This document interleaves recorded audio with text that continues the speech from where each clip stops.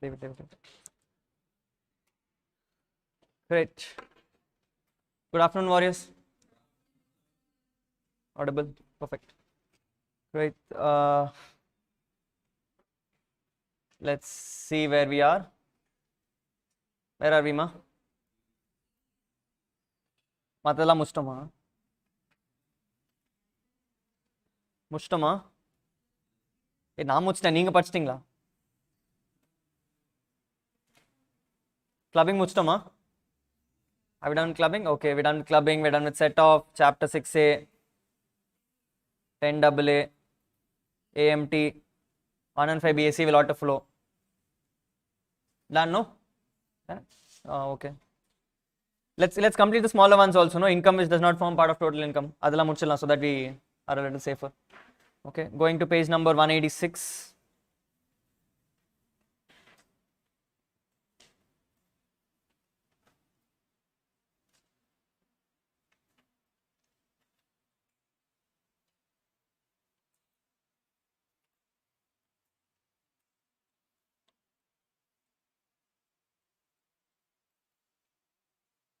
Yeah.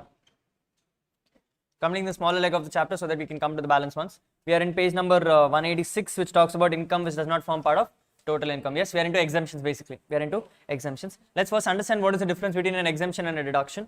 Please understand, people, when it comes to deduction, it is something which is allowed. It is something which is allowed. Exempted is something which is directly removed off. Okay, which means something which does not even form part of the sheet itself is called as exemptions, and something which forms part and then you claim it is called as deductions. Yes, exemptions are generally only for an income.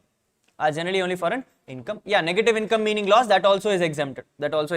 But it is only for an income. But whenever it comes to a deduction, it is for your income as well as expense. A simple example, meaning whatever you pay will be called as expense, correct? But if you go to chapter 6A, you have something called as 80, QQB, RRB, TTA, TTB.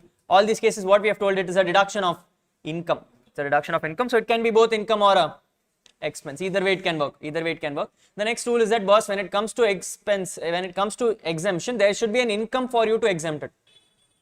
But when it comes to deduction, there is no such rule. Even if you don't have an income, you can have a loss, correct or not? It is might as well possible that, boss, you have not even earned an income this year. For example, dividends. You have not even earned a dividend, but can you have an interest expense?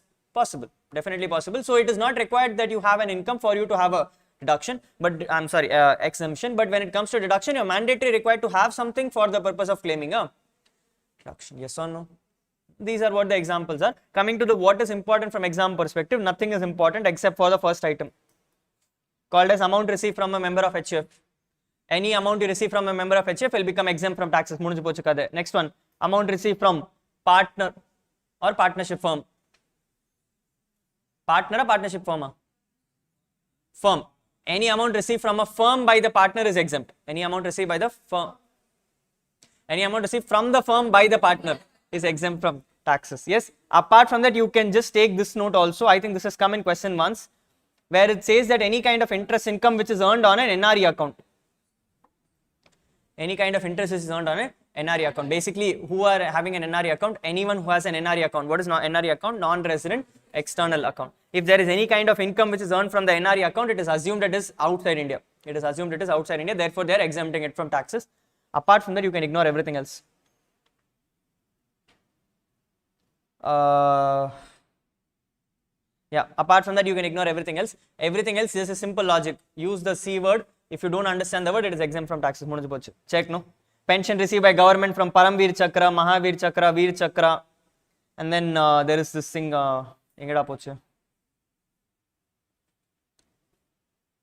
foreign diplomats, consulates, weird names and all, you see, always exempt from taxes.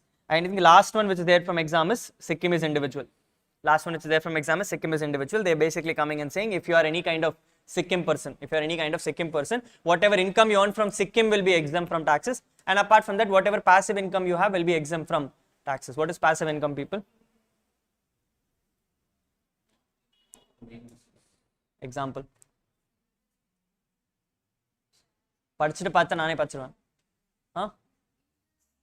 Interest, then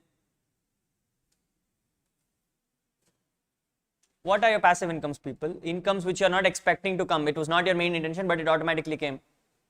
One is interest, then dividends. Yes, these are a kind of your passive incomes. All these incomes you do not expect. You do not expect. Your intention was a capital appreciation. Dividends is not your intention. Therefore, these becomes your passive incomes. They are basically coming and saying, boss, any income you earn from Sikkim, whether it is PGBP, IFOS, it doesn't matter. Any income from Sikkim alone will be exempt from taxes. And apart from that, any kind of dividend or interest which you earn from all over India is exempt from taxes. All over India is exempt from taxes. But yes, they've given an exception where they've come and said, if you are a woman who is from Sikkim but married a non-Sikkim. If you are a woman from Sikkim, married a non-Sikkim, you are no more a Sikkim person. Therefore, you are not exempted from taxes. Last attempt for exam. Next year amendment has already come into picture. Okay, next year amendment has already come into picture. Current year alone, this is applicable, where they come and say, if you are a Sikkim woman marrying a non-Sikkim male, in that case, it will become not exempted from taxes. This is the last attempt that is happening. You want to know what is happening next year? With this, the chapter gets over also. Okay, with this, the chapter gets over. You don't have much to discuss on it. Coming to the last chapter called as 115 BSc somewhere.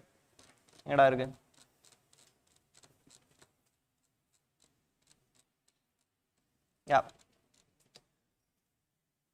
Coming to the chapter of 115 BSc, I think we have already discussed as we did the multiple chapters. As we did multiple chapters, we have already discussed. So I'm just going to highlight it for you. Okay. Provisions are basically coming and saying when it comes to an individual or a HUF, you have two regimes. One is an old regime and a new regime. Old regime is what we did in chapter number 2. Chapter number 2, rates of taxes. Now we are doing into the next regime called as new regime, special tax regime 115 BSc. As per your exam, if nothing is given in the exam where they say compute tax liability, you are supposed to check for both. Check for both, whichever is beneficial. Whichever is beneficial meaning whichever is lower for the assessee. Yes, that is what you need to check. Rates of taxes are given to you. It says every 2.5 lakhs you will increase 5% until 30%. Until 30%. Surcharge will normally apply, cess will normally apply, rebate will normally apply, marginal relief will automatically apply. But when it comes to your special tax rate cases, that will still remain. Special tax rate cases still remain. Please understand, people, old regime Puerto Rico, special tax regime remains. New tax regime Puerto Rico also special tax remains. But when it comes to AMT, it is 18.5% of everything. It is 18.5 of everything. Whether you have LTCG, STCG, doesn't matter. Everything is 18.5%. Clear? Yes, this is what the provisions come and say. And then they have come and clarified that boss, who can opt for new regime? Anyone can opt for new regime as long as you are an individual or a HUF. But yes, they have come and clarified that if you are a salary person, you can opt every year. You can opt every year. But if you are a business person, you can only opt once. If you choose to opt this year, going forward, it will always apply. In case you feel like you have made a mistake, you can come out. But if you choose to come out, you can never come inside. Relationship one mistake you are allowed. After that, you can never get inside. Simple logic. Okay, you can only make mistake once. Second time cheating and all, they will not allow you. Okay, so come out, never come inside. Never come inside is the policy. If you are into business, if you stop doing your business and go back to salary, you can again start opting in. As long as you have businesses where the problem is. Clear? Yes. What are the things which are not allowed for you as a deduction? Starting from salaries, they said, boss, HRA not allowed. In special allowances, they said, boss, every special allowance not allowed except for traveling, per diem and conveyance. And then they said transport allowance for handicapped also not allowed. Then they came and said, boss, any kind of LTA, LTC not allowed. Any kind of food coupons are not allowed. Please understand, if you get a food in your office, still exempt. If you get a food during your office, you are still exempt. Coupon kurtada not exempt. Not exempt. Then they came and said any kind of chapter 6, section 16 deductions, 50,000 standard deduction, professional tax, entertainment allowance, all are ignored. Then they went into HP and they came and said, boss, HP everything remains the same except for SOP. SOP will now become fully zero. Coming to PGBP, they came and said, boss, depreciation and all you can ignore. Additional depreciation not allowed. When it comes to scientific research, donations are not allowed. Expenditures are allowed. Then they came and said, boss, any kind of investment deductions are also not allowed. But depreciation can still be claimed. When we came to IFOS, they came and said any kind of daily allowance not coming for exam. Any kind of family pension will be not allowed. And then they said, boss, if you're going to clubbing of income, 1,500 of child income not allowed. Then they went into 10 deductions. They came and said 10 AA fully ignored. And when it comes to chapter 6A also, full chapter 6A ignored except for 80 CCD 2, which is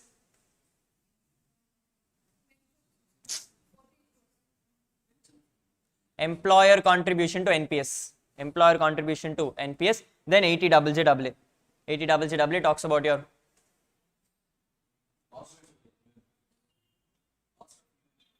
additional employee cost. Yes, when we came to set off and carry forward, they came and said, boss, any kind of loss from HP. Any kind of loss from HP, which SOP or LOP? SOP or LOP? LOP. Why pa? SOP da muttama 0 soliton. We have already told SOP is 0, which means the only loss you can have is LOP loss. If you have a loss from LOP, that can only be set off against an LOP income, cannot be set off against any other head of income. Cannot be set off against any other head of income. And if you are carrying forward some losses, I will now split the losses and understand whether it is pertaining to the 115 BSc non-exemptions. If it is pertaining to 115 BSc non-exemptions, if it is pertaining, then I will ignore those losses. Clear? Yes, this is the mark of the end of chapter number 115 BSc. Getting to the balance. We have now 2 chapters, 3 chapters. We have 3 chapters. One is called as payment of taxes, then we have return filing, and then we have TDS. Let's start from payment of taxes.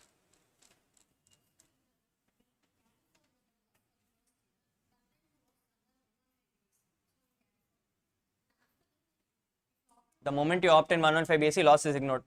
You can never bring it after that. It is assumed it is already set off.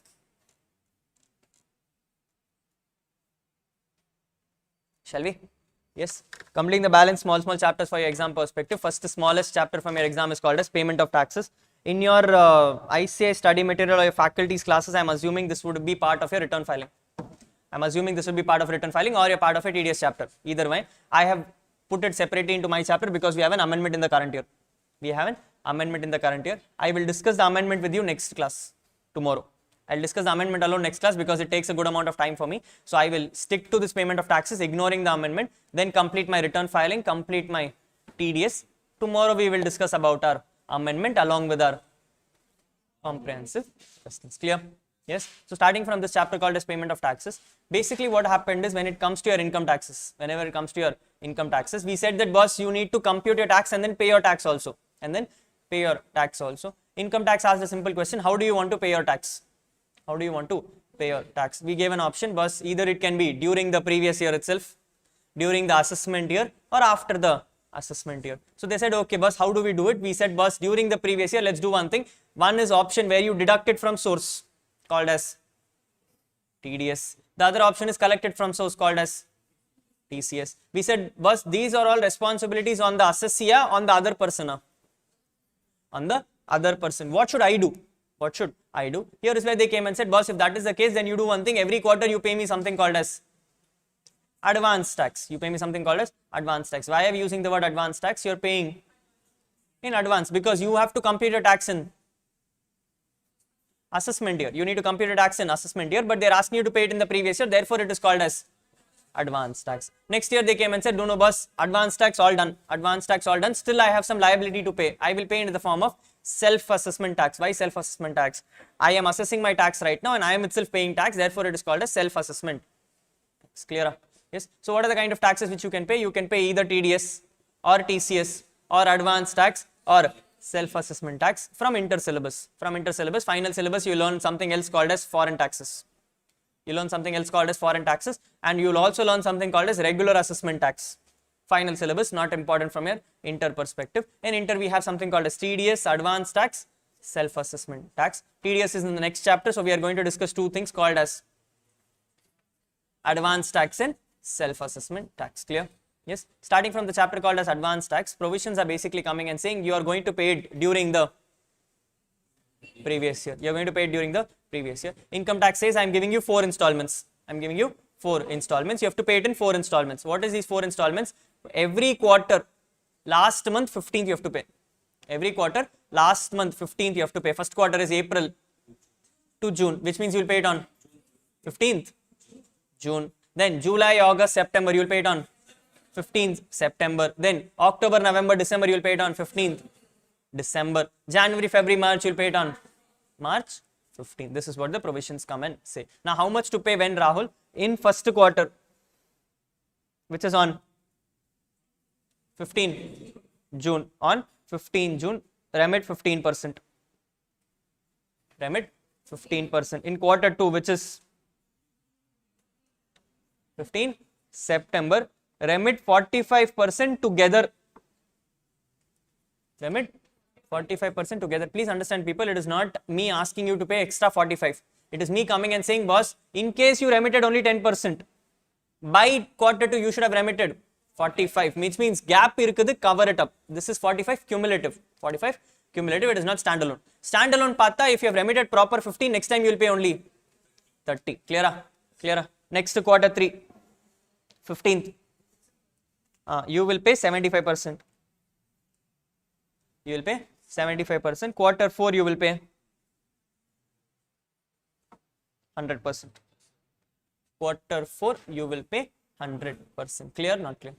Clear? Yes. So in quarter 1, you need to remit cumulatively 15%. Quarter 2, you need to remit cumulatively 45%. Quarter 3, you have to cumulatively remit 75%. And quarter 4, you have to cumulatively remit 100%. Rahul, quarter 4 due date is 15th March. I remitted something on 17th March. I remitted something on 17th March. Is it 80? Not 80. What is 80? Is it advance tax? Not advance tax. Is it advance tax? Not advance tax. It is advance tax. Until the previous year gets over, advance tax still remains. Advance tax still remains. Rahul, Apuna, if this is also advance tax, then what is the point of view quarter 4? It comes for your interest under section 234. For the purpose of 234C, you need to remit by 15th March. For the purpose of 234C, you need to remit by 15th March. If you remit after that also, it is still called as advance tax, but you will still be levied for 234C. What will not be levied on you is 234B. Okay, what is that and all? We will discuss next time. We'll discuss next time. Right now, what we are in? We are into advance tax. There is a 4 quarters. Quarter 1, 15. Quarter 2, 45. Quarter 3, 75. Quarter 4, 100%. Yes. Now, who has to remit advance tax question? They come and say, boss, if your tax liability is going to go more than 10,000 for the year, you remit advance tax. If it is going to go more than 10,000 for the year, you pay advance tax. But yes. If you are a resident senior citizen, who are you? Resident senior citizen who does not have a PGBP income. You need not remit advance tax. You can remit self-assessment tax. 2 exceptions to you. Exception number 1, they are coming and saying you should be a person who does not have tax liability more than 10,000. Second one, they are coming and saying you should not be a resident senior citizen not having PGBP income. If you are that kind of person, then also you don't need to remit advance tax. Clear? Not clear? Yes. Now the question is, what do you mean by this 10,000 rupees? They are coming and saying your tax liability. Tax liability meaning what you need to pay. They are coming and saying, boss, very simple, do one thing. Compute what is your tax. So what will you do? Take your total income. Compute tax on it. First basic, then surcharge or rebate, then cess. Get a final number. Yes or no? Get a final number. On this number, you might have some payments you might have already made called as TDS. I told you what you need to pay, correct? So I am not looking at what someone else has paid on your behalf. So this will be called as TDS. So they came and said, boss, take your tax liability, reduce what is called as TDS or TCS, because that is someone already deducted. That is something which has already been deducted. Then you might also have something called as AMT credit. Yes or no? Munadi varshathukku pay pannirukken, indha varsha you are claiming. Yes. So whatever they are coming and saying is, boss, take your tax liabilities, reduce your AMT credit, reduce your TDS credit. This is what will be called as your tax liability which is pending. If this number goes more than 10,000, you have to pay advance tax. If not, no advance tax. No advance tax. Clear? Not clear? Clear? Yes. This is what the provisions are coming and saying. Any doubts? No, this is what is called as advanced tax. This is what is called as advanced tax. But then please understand people, I came and already clarified to you that if you're opting for presumptives, if you're opting for what presumptive? 44A, D, then 44A, DA, then AE. You have three kinds of presumptives. In that, if you opt for 44AD, you will have to pay how many installments? Only the last installment, which is 15th March. If you opt for 44ADA, you have to pay how many installments? One installment, 15th March. But if you opt for 44AE, you need to pay all the 4 installments. You need to pay all the 4 installments. Check which presumptive you are opting for. If you are into transport operations, you have to opt for all the 4 installments. If you are into business or profession, you need to pay only last installment. Clear? Yes. Next thing they are coming and clarifying is that, boss, please understand this advanced tax is an estimate. Yes or no? Advanced tax is an estimate, which means I can go wrong some places. I can go wrong some places. Today I might have assumed that my income will be 500. Tomorrow suddenly it became 1000. Tomorrow suddenly it became 1000. So I could have a possibility of a risk because initially I paid less, 500 15% da pay pannirpen. Now I need to pay what? 1000 15%, which means I missed out on that. Yes. In that cases, you need to give me some kind of benefit. You need to give me some kind of benefit. So they came and said, boss, in that scenario, first tell me how did this 500 become extra? How did this 500 become extra? Is it something which you properly wrongly estimated, or is it something which you are not expecting itself? Is it something which you wrongly estimated, or is something which you did not expect itself? What are the kind of incomes which you will never expect to happen? Casual income, very good. Do you know today itself that tomorrow you will win lottery? Unnoda luck thenja appadi therinjirum. Yes sir. Yes, so which means lottery can never happen on your will. So which means casual income should never be questioned to you. Yes or no? Any other incomes?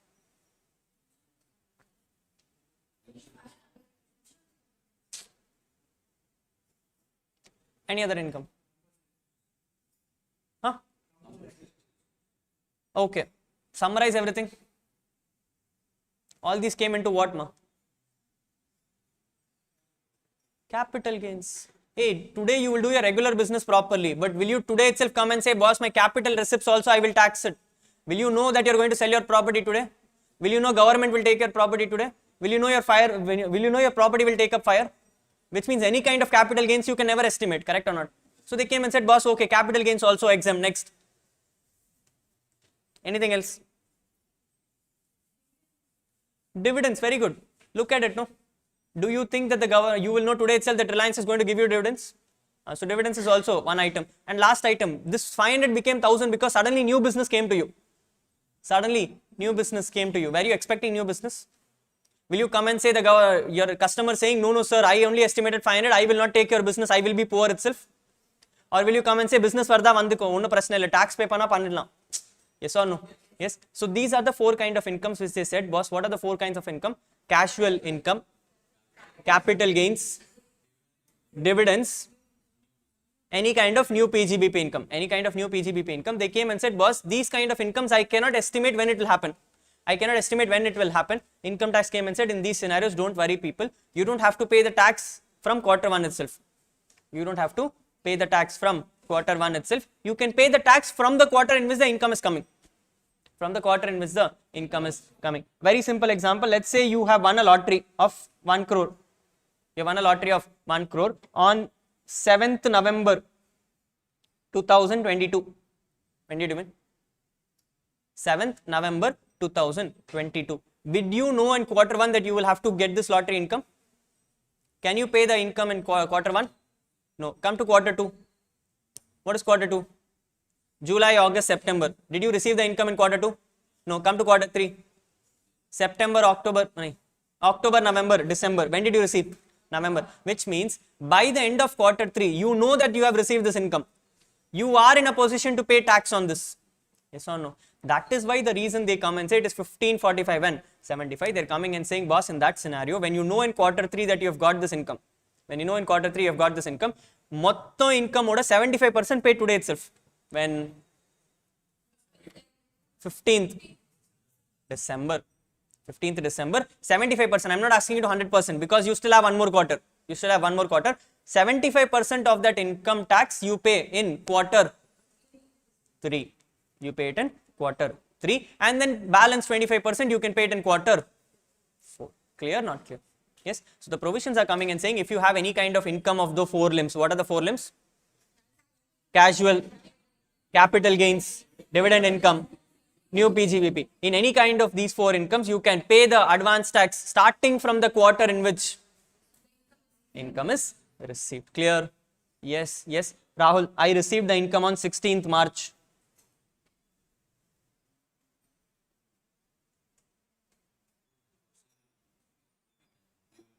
I received the income on 16th March. When should I make the payment?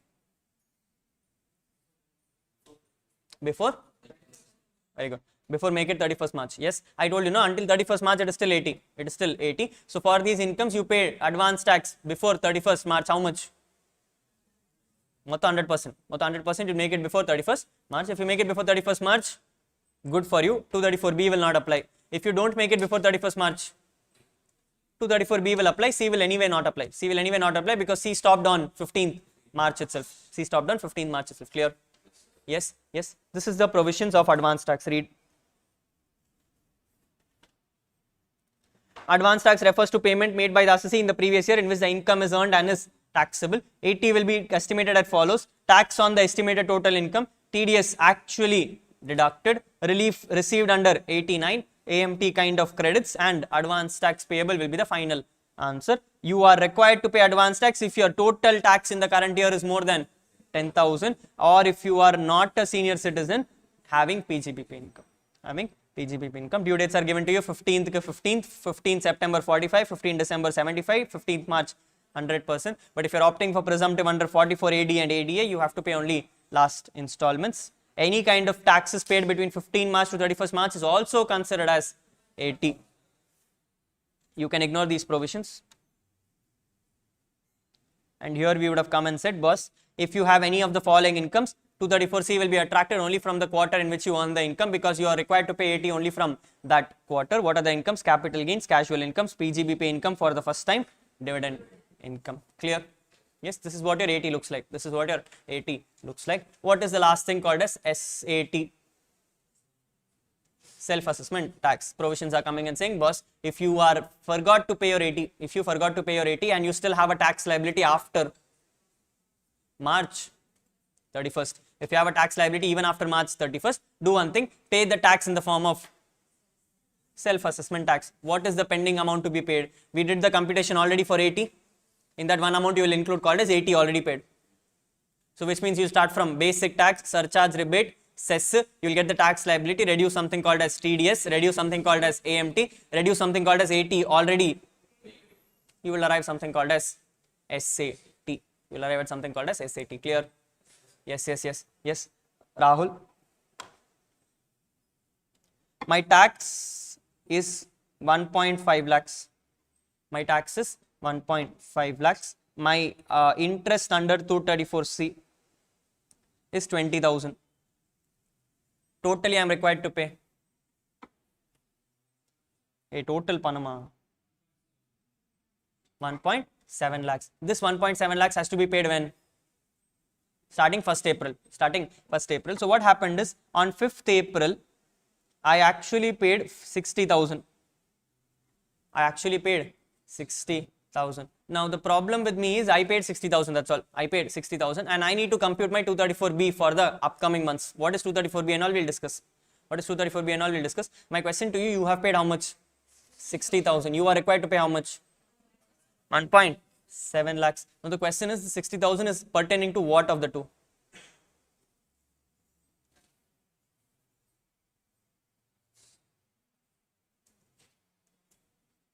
Can I go to the government and come and say, I have paid 60,000 pertaining to tax only. Pertaining to tax only. Interest and all we'll see tomorrow, no worries. I am not having interest with you, you don't have an interest with me, so we'll do it tomorrow. Okay. Today I have paid you 60,000 pertaining to tax. Okay, yeah? Okay, yeah? Is it okay for you? Whatever SAT you pay will first be adjusted against interest. Will first be adjusted against interest. Then only the balance will be adjusted against your. Why, Rahul? Because 234B is not computed on your interest but is computed on your tax. It's computed on your tax. If you come and say that boss, this 60,000 is adjusted against my 1.5 lakhs, your total tax remaining is 90,000, which means you will compute interest only on, but you should have actually paid interest on, you should have paid interest on the 20,000 also, no? You have not paid that to government, which means that money you are holding from the government. Therefore, they came and said, boss, if you have paid something as 60,000, first adjust against your 20, which means balance left off is 40. 40 adjust against 1.5 lakhs will give you, you will pay interest on 1 point. Okay. So the rule comes and says that, boss, if you have any kind of taxes which you have paid in the form of SAT, it will first be adjusted against interest, then it will be adjusted against taxes. Clear? Rahul, I have not paid my return also on time. I did not file my return also on time. I have been levied in 234F of 5,000 rupees. 234F of 5,000 rupees. I will first adjust my 60,000 against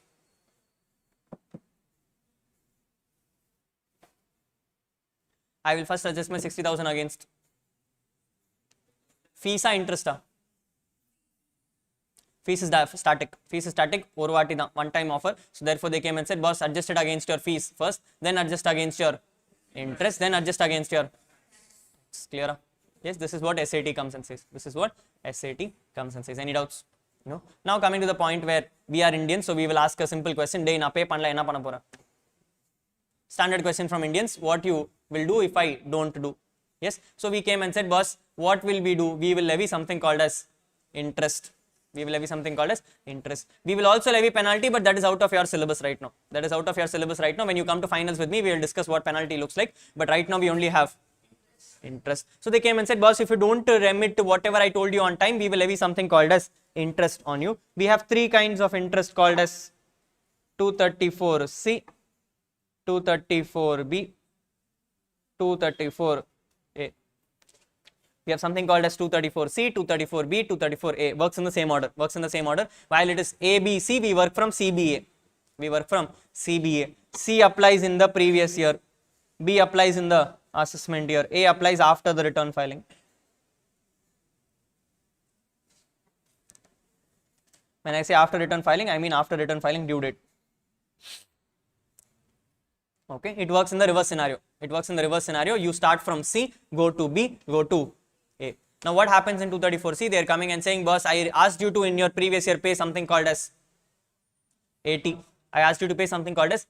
You did not pay your 80 on time. I will levy something called as 234C. How much did I ask you to pay, people? 15th June. Tell me quickly.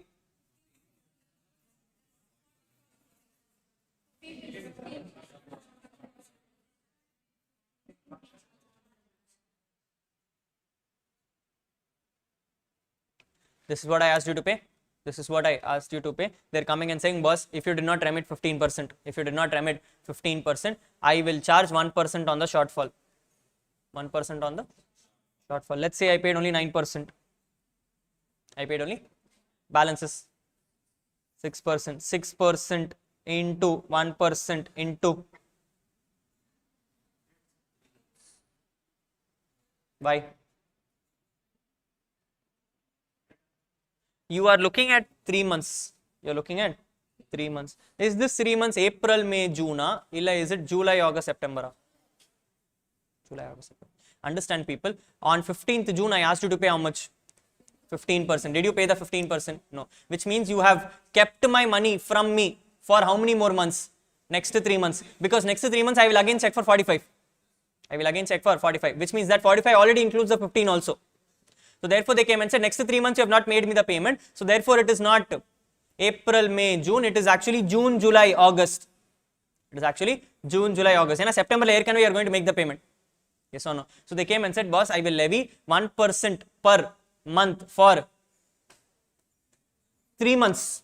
1% per month for 3 months on your shortfall. Rahul, by mistake, instead of paying it on 15th June, I paid it on 16th June. Can I come and say, Rahul, now my interest will only be for 1 month? Can I come and say my interest will be for 1 month? No. Income tax comes and says, boss, if you paid something after 15th June, it is assumed as advance tax for next quarter. advance tax for next quarter. Next quarter la paathalam. But this quarter you did not make me my right payment. Therefore, I will levy interest for the next 3 months. Flat down, gone. I will directly levy interest for the next 3 months. So the provisions come and say whatever is your tax liability into 1% into 3 months, mandatory until September. Until September. Rahul, September also I had to pay 45, including 15. How much did I pay already? 9. I paid another 20, which means totally I paid 29. 45 I need to pay, 29 I paid. How much is balance? So what will happen? Clear? Yes. Then next quarter I was supposed to pay. How much have I already paid? 29. I paid 70. How much have I paid? 99. 70, 29. How much have I paid? 99. Therefore, interest will be levied, not levied. Levied, not levied. Not levied.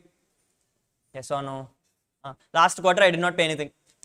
Last quarter I did not pay anything. I had to pay 100. I paid 99. How much left off? 1% into 1% into.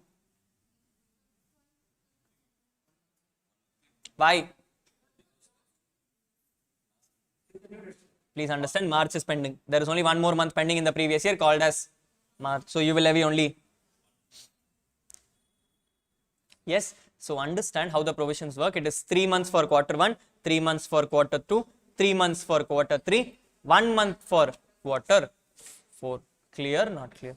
Yes. Yes. This is what the provisions come and say. When you levy 234C, levy 234C at the rate of 1% per month or part thereof for the next quarter. Until the next quarter. So first quarter you levy 3 months, second quarter you levy 3 months, third quarter you levy 3 months, fourth quarter there is no month left except for March, therefore levy for. Done. Done. But they put an exception to this, come and said, boss, you are in quarter 1. You are in quarter 1. Still only 3 months are over. You still have 9 months pending. I know how the difficulty you will have. I know the difficulty you will have in estimation. So even if you have not paid 15%, it is okay if you pay 12%. Even if you have not paid 15, it is okay even if you pay 12%. It is okay even if you pay 12%. If you pay 12% or higher, I will levy interest of 0. I did not pay 12, Rahul. I paid 9. I paid 9. My shortfall is 3 or 6? 3 or 6? 6. My shortfall is 6. Please understand, 12 is just a checkpoint. 12 is just a checkpoint. If you pay more than 12, no interest. If you pay anything lesser than 12, you will start from your 15. You will start from your. Clear? Where have we learned this before?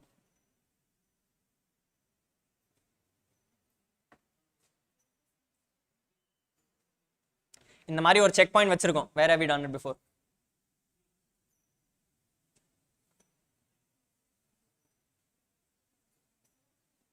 Very good. If you have an immovable property, check for the stamp duty value more than 110%. If it does not go beyond, if it goes beyond 110%, you will ignore the 110 and you will start from your actual consideration.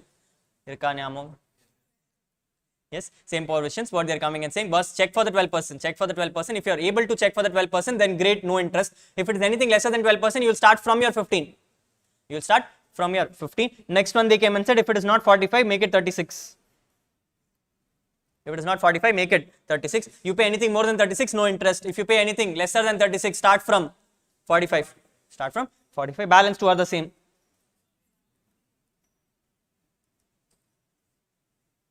Balance 2 are the same. Done.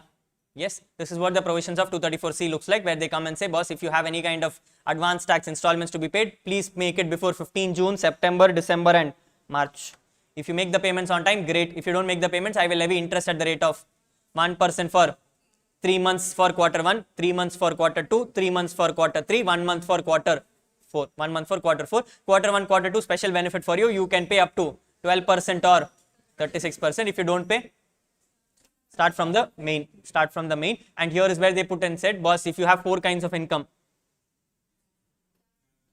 casual income, capital income, dividends, new PGBP. In these kind of cases, you will start your 234C also from the quarter in which the income is on. Quarter from which the income is. Clear? Yes, this is 234C. This is 234C. Now coming to 234.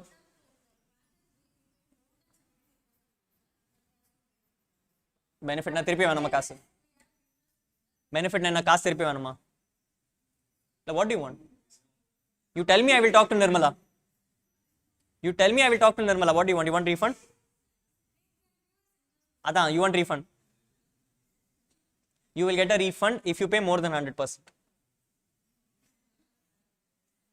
If by quarter 4 we realize that you have paid more than 100%, whatever is the money which you have to get back from the government, that will be given to you back in the form of interest. Will be given to you along with interest. Rate is worse than this. You will get half the rate. If you keep government's money, government will collect 1%. If government collects money from you, if you collect money from government, they will levy 0.5. They will levy 0.5. That is how the rule is. Okay. So if you pay more than 100% and you result in a refund, whatever refund you get will be given along with interest at the rate of not relevant final level. Final level syllabus not relevant for you. Clear? Yes. Coming back to the provisions, we have completed 234C. Now completing our previous year, we are now going to assessment year. We are going into assessment year. They are coming and saying, boss, if you are not remitting your AT properly, because of which you have come into SAT, you have come into bad word mari theridu. Sorry. If you have not remitted your advance tax properly and if you have come to a self-assessment tax position, in that case, for whatever period you keep government's money with you, we will levy something called as 234B. We will levy something called as 234B at the rate of 1% per month or part thereof. When will this start from, Rahul? April. It will start from April. That is the reason why I came and told you that if you make a payment until 31st March also, it will be called as 80. It will be called as 80. Even if you have not completed your quarter 4, but by 31st March, if you realize that you need to make that kind of payment and you made the payment, it will still be considered as 80 for the purpose of 234B. Which means in 234B, we will not consider that. But for 234C, it was anyway got considered on 15th March itself. Clear? Yes. So the provisions are coming and saying, boss, if you are required to pay anything called as self-assessment tax, whatever is the shortfall will be levied interest at the rate of 1% per month or part thereof. From when to when, Rahul? You will start from April till the date on which you make the payment. In this example, where is this example? This example, you have tax of 1.5 lakhs, you have an interest of 20,000. You paid how much? 60,000. When did you pay it? April. You made it? April. In this scenario, what happened? This 60,000 got adjusted against your interest first. In that I don't care. It got adjusted against your tax. How much is the balance? 1.1 lakhs. Now what will happen for the month of April? You will collect tax on 1.5 directly. 1% per month or part thereof. 1% per month or part thereof. Yeah, na? From 1st April to 5th April, how much was your due? 1.5. So you will have to pay for the full month. So what will happen? From April month, you will pay 1.5 lakhs into 1% into 1 month. Correct or not? Now, when you closed your April, what was your tax liability pending? 1.1 lakhs. So from May till let's say July. Let's say your due date for filing is July. In that case, May, June, July, you will levy interest at the rate of 1% for how many months? 3 months. You will levy interest at the rate of 3 months. So when you are going for July, you will have to pay 2 items. One is called as 1.1 lakhs worth of tax and then interest under 234B for April month separately, May, June, July separately. Clear? Yes. Yes, this is what the provisions come and say.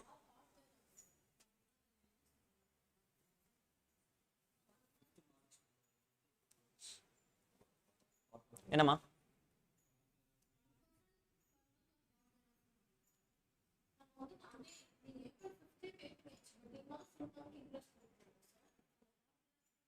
Adama, 1st April, 2nd April, 3rd April, 4th April, 4 days you had the 1.5 lakhs pending. No? So they have collected interest for the full month. Okay, they collected interest for the full month. You cannot come and say, boss, 1.5 lakhs also I will pay for April, 1.1 lakhs also I will pay for April. Either of the two. And which one is more beneficial to government? 1.5. So they came and said, boss, part thereof, meaning 1.5 lakhs you should have paid on 31st March itself. You did not pay on 31st March, so 1st April itself I levied 1% on you. I levied 1% on you. After that you pay money, I don't care. Because my next computation will happen only on 1st May. On 1st May, how much you had balance? 1 point? Clear? Yes, yes, this is what the provisions come and say. Any doubts? Yes, this is where you have to come and take another provision. They are coming and saying, boss, whenever you are computing interest, the tax amount which you have, should be rounded down to 100. Whatever tax which you have should be rounded down to the nearest 100. Apni na enartho Rahul, in this scenario, let's say this was 1,51,467. You will make it 1,51,400. Why da? You rounded down. You did not round off.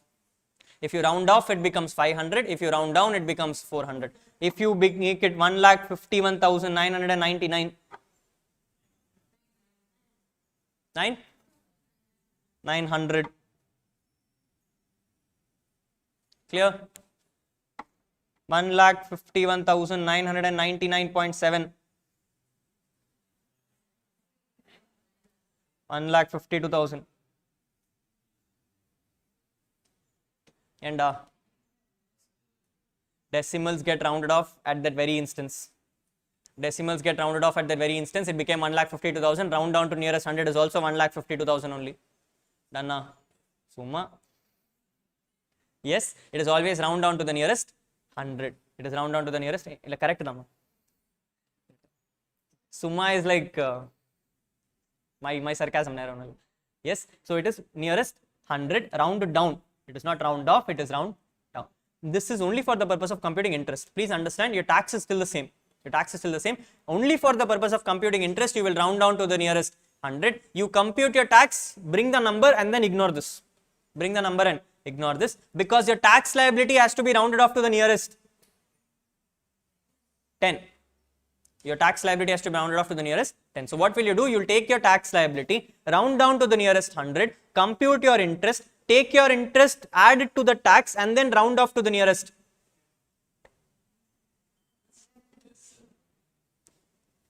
Purinjada? Puriliya? Seri. Let's say your tax is 1,51,467. What is your tax liability? 1,51,467. Let's say, for example, for 1 month you did not pay interest. Did not pay tax, which means you will be levied interest for 1 month. Number is into 1%. Now, before you do 1%, you need to round down. So, what will you do? You will do 1,51,400 into 1%. Number is 1 lakh. Yes or no? Now, this is the interest which you are liable to pay under 234B. What is your tax? 151,467. Add these two. Last classes, if I don't see the calculator on the table, 1 lakh 152 981. Now this is the final tax liability. And when we went to chapter number 2, I would have told you the final tax liability should be rounded off to nearest 10. So therefore it become 1,529.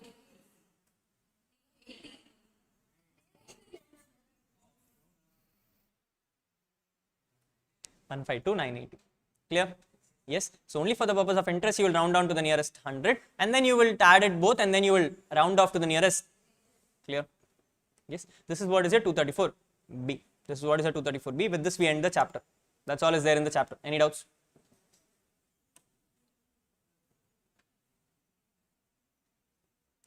(234B) is advanced tax. Okay, one provision which I missed. I guess I missed it somewhere. Where am I? I'm in 234B, no? Where is 234B? Here. There is one exception here also, like in 234C we had an exception of 12 and 36, right? You have an exception in 234B also where they come and say, boss, if you were required to pay, let's say 100 rupees. If you were required to pay, let's say 100 rupees in the form of advance tax, advance tax, you remitted at least 90. You remitted at least 90. In that case, I will not collect 234B from you.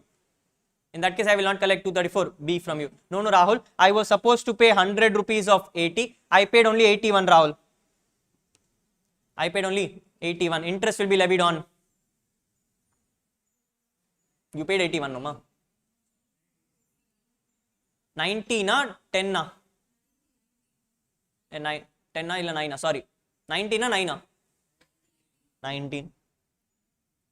Same provisions at 234C. Same provisions at 234C. Provisions come and say, boss, if you were required to remit something as advance tax, please ensure that you have remitted at least 90% of that before 31st March. If you have remitted at least 90% of that before 31st March, in that case, I will not levy any kind of 234B. If you have not remitted that much also, then whatever is a shortfall, in that I will levy 234B.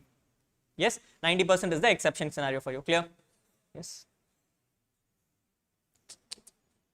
Check.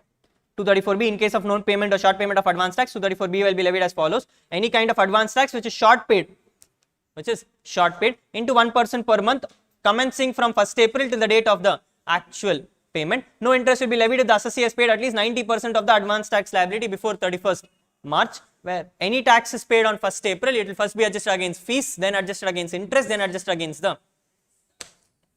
Done. Self-assessment tax is what we discussed.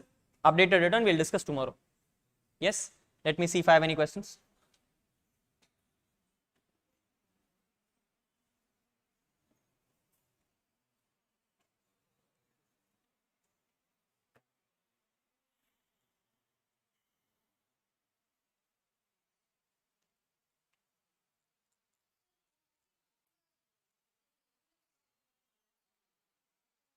ULIPs are scrapped from syllabus.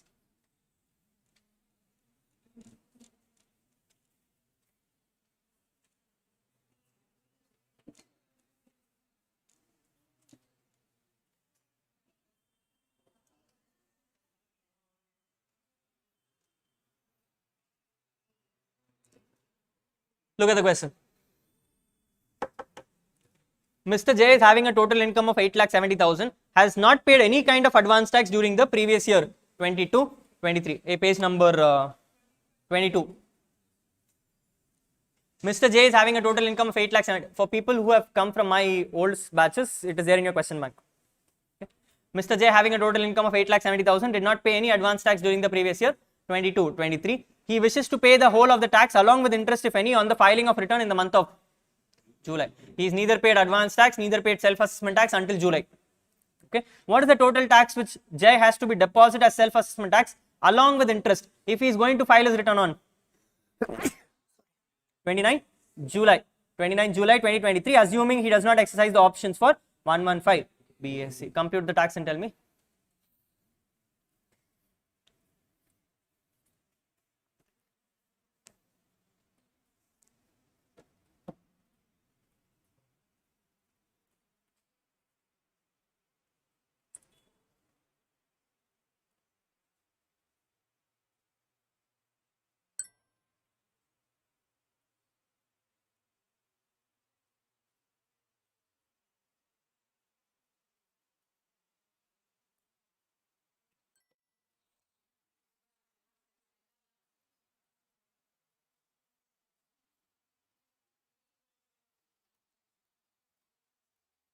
Hello, computing taxes and all should not take so much time.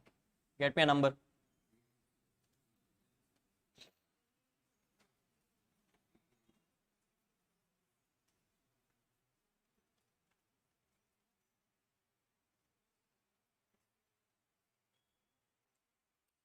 What is the number? 80?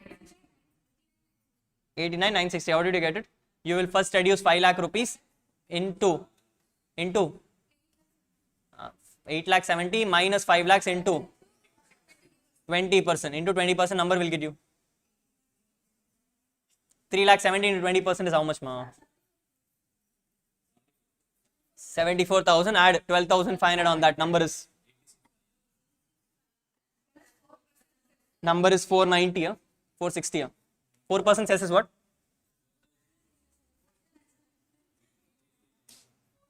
Ah, 3460.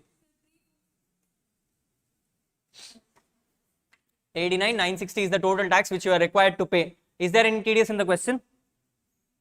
No, which means the whole 89,960 should be paid in the form of advance tax. Did he pay any advance tax? No. So which means first interest which will come on him is 234. Hello.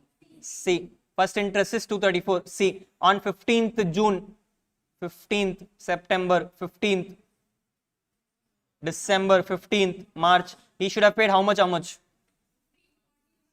15% of 89,960. 13,494.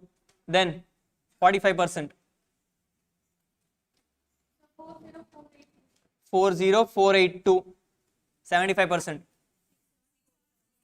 6,7,470. Last one is wonderful, using calculators for this. These are the total tax liabilities which you are required to pay. You have not paid a single rupee, which means 12% also does not apply, 36 also does not apply. This is your full shortfall. You need to compute tax at the rate of 1% into 3 months for the first one. So it is 3%. This one is 3%. This one is 3%. This one is 1%. For those who have already started multiplying,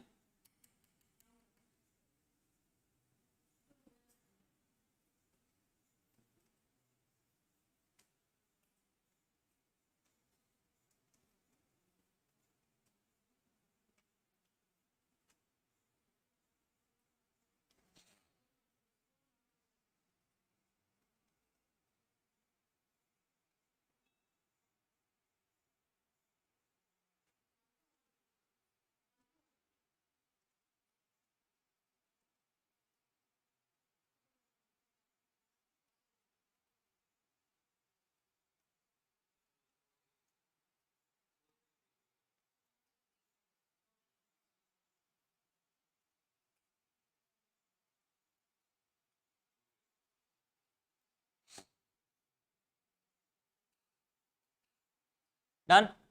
So your total interest under 234C is being arrived at 4535. But the problem is this guy is now ready to pay the tax only on 29th July. 29th July. Now the problem is, because of which it will come something called as 234B from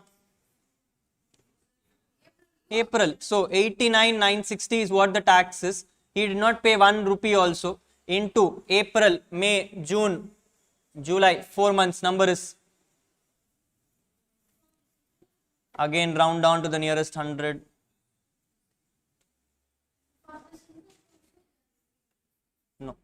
No interest on interest. 89,900 into 1% into 4. 3596. Now he is ready to pay everything together in the month of July. So what will and all he has to pay? He has to pay 89,960 plus 4535 plus 3596, total 98. Will he pay 98,091? No, he will pay 98,090. Clear? Straightforward 4-mark question. Can we go to the next one? Next one. The following details are provided by Mr. Pinto, an individual, for the assessment year 23-24. The total estimated tax payable by him is 2 lakh rupees for the current year. The TDS estimated but not deducted is given as 55,000. They are asking you to determine the advance tax payable for every quarter along with their due dates. What is the advance tax liability for you? Why?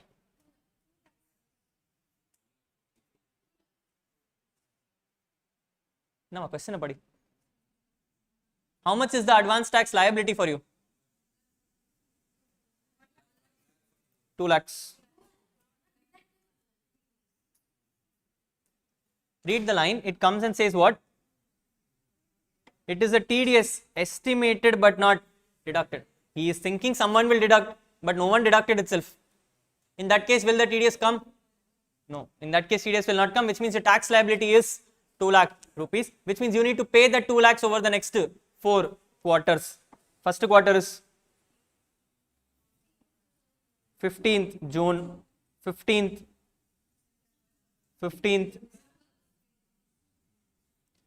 2 lakhs into 15% will give you 30,000. 2 lakhs into 45% will give you 90,000. 2 lakhs into 75% will give you 1 lakh 50,000, and 15th March will give you 2 lakhs. The question is not asking you for 80 payable till date. The question is asking you how much 80 you should pay every quarter. So which means first quarter you will pay 30,000, second quarter you will pay 60,000. Hello. 90,000 is accumulated. You have already paid 30, which means next quarter you will pay 60. Next quarter you will pay 60,000. Last quarter you will pay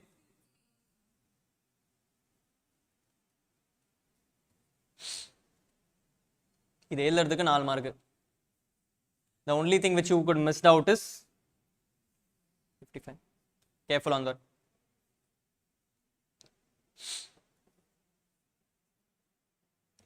Shall we go to the next one? Yes.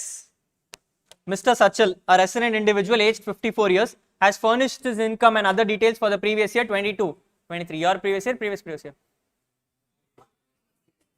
Income of 8,10,000 from wholesale cloth business whose accounts are audited under 44 AB. Abdina. Not presumptive, presumptive.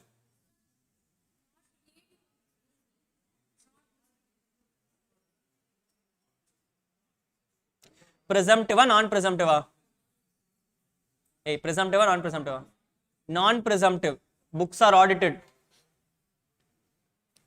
If you have not audited only, you will go for presumptive. Income from other sources 2 lakh 70,000. Tax deducted at source 25,000. Advance tax paid is 1 lakh 3,000.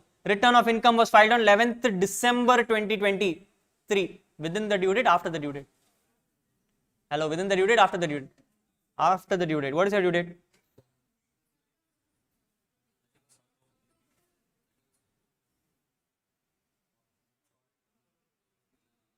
What is your due date?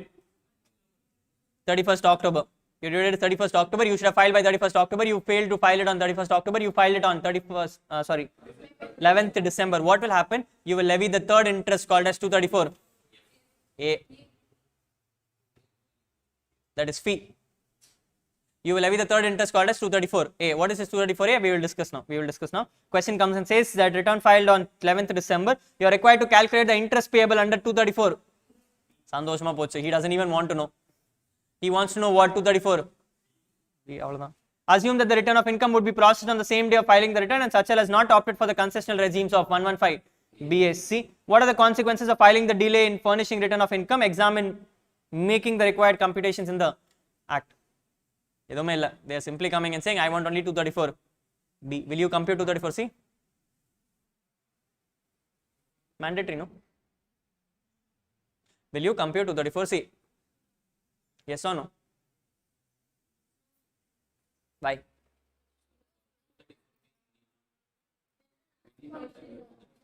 Is 234B not linked on 234C? Yes, sir. Enga padcha? Not required. Understand, I told you 234B only levies on the tax, does not levy on the interest. Means I don't care what the interest is. I would have only bothered if he would have made some payments between the year. Had he made some payments from April to December, then I would have adjusted against 234C. Fortunately, he made no payments, which means I will directly get the 234B directly. Yes or no? Let's compute the tax.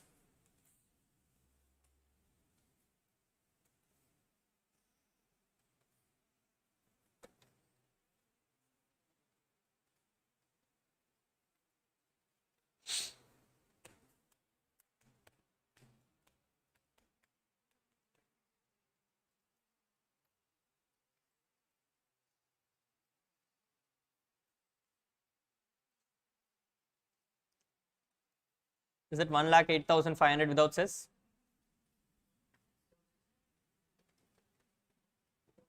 Without cess. I'm asking tax liability. I don't want the net tax payable. I want the tax liability. 1,08,500.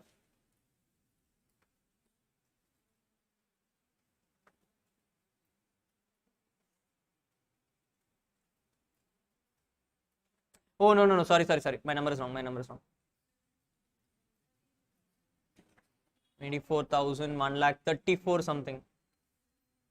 Without cess numbers. 1,12,500 plus 24,000. 1,12,500 plus 24,000. 1,36,500 will be your tax liability. Add cess on it. Number is 141,960 is the total tax payable. 141,960 is the total tax payable, in which he has already deducted TDS of 25,000. Number is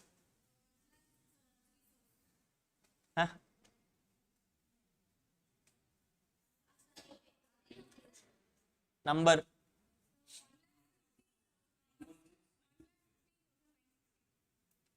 1,16,960 is the 80. 1,16,960 is the 80. He should have paid 80 of 1,16,960. He paid an 80 of 1,03,000, which means total he did not pay is 13,960. Will 234B apply? How did you check? 90% of what? 116,960 into 90% is 1,05,264. He should have remitted at least 1,05,264. He only remitted 1,03,000, which means he did not satisfy the condition. Therefore, this condition will be ignored and the shortfall will become 13,960, on which he has to levy interest at the rate of into 1% into how many months?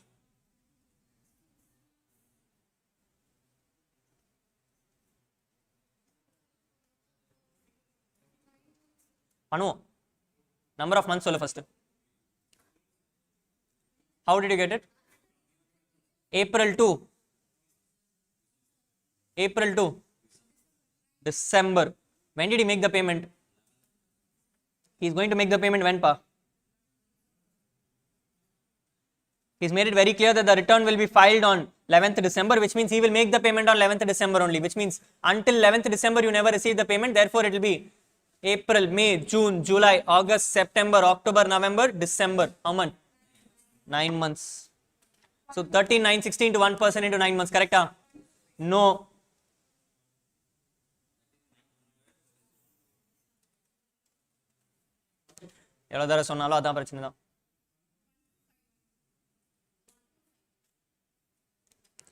What is the interest to be payable under 234B? 1,252. ஏதோ ஒன்று தான், எப்படி வச்சாலும் round ஆஃப்ல கம்மியாயிடும்.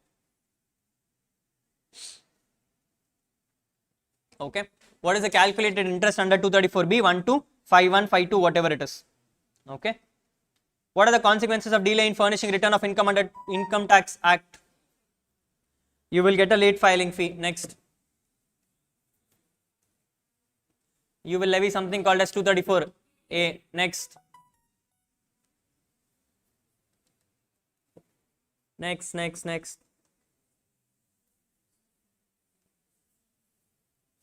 two more items.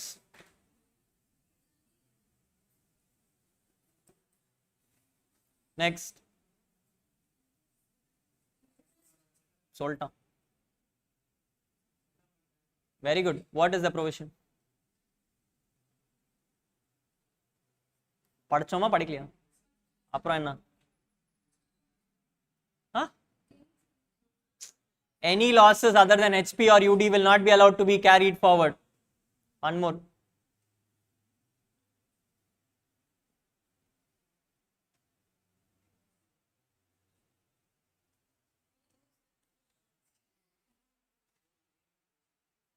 டேய் கத்தாதானே கேட்கொண்டா போச்சா exam முன்னாடியே? சந்தோஷம். செட் ஆஃப் சொன்னியா? அதான் இப்போ பேசணும். No idea? Chapter 6.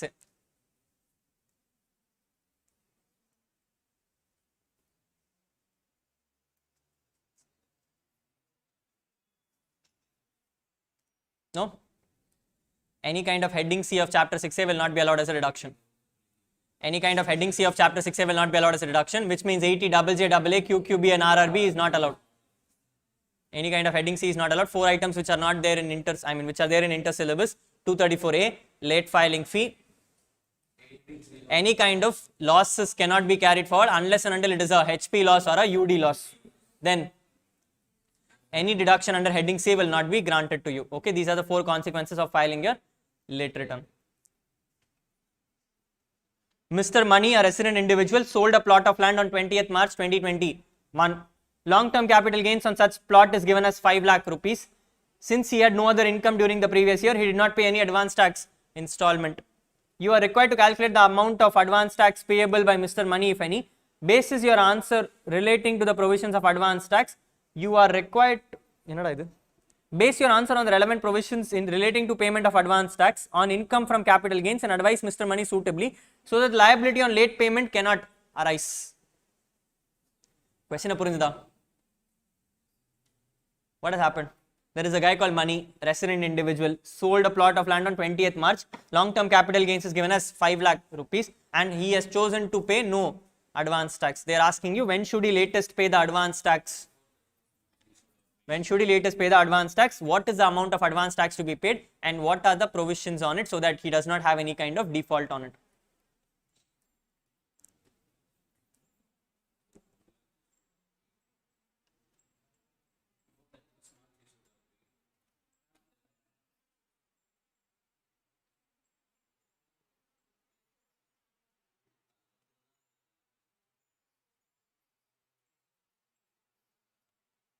What is the 80 payable? What is the 80 payable? Huh? 80 payable amount.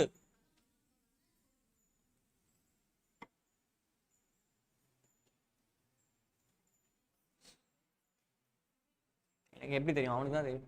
Rebate கொடுத்தியா கேக்குறான்.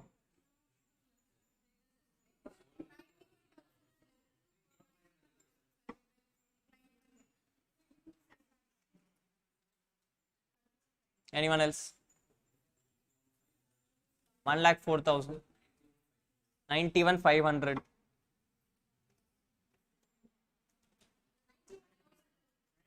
91,000.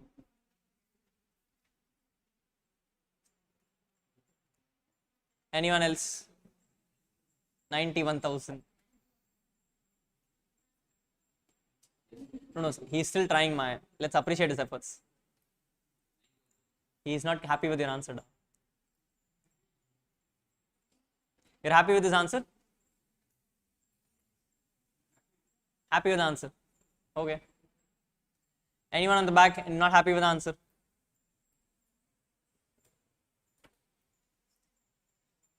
$91,500. Seri.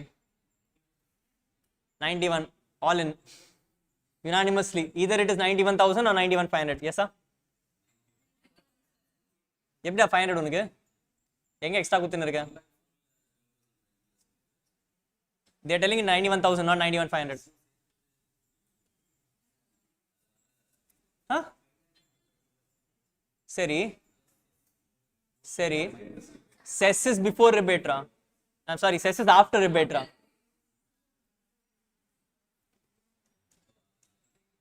No, let's convince everyone it's 91,000.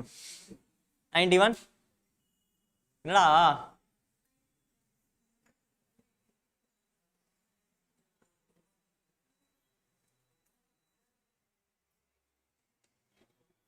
$91. Anyone? So 1,04,000 is out. 91,500 is out. Anyone still with 91,500? All in 91,000. Zero only.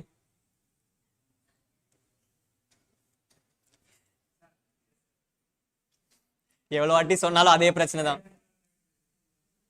எப்படிடா 5 lakh மேல tax கொடுத்தீங்க? எப்படி 5 lakh மேல tax கொடுத்தீங்க? பேசிக் exemption limit யார் நான் கொடுக்கணுமா நீ கொடுக்கணுமா? For the first 2,50,000 tax is 0.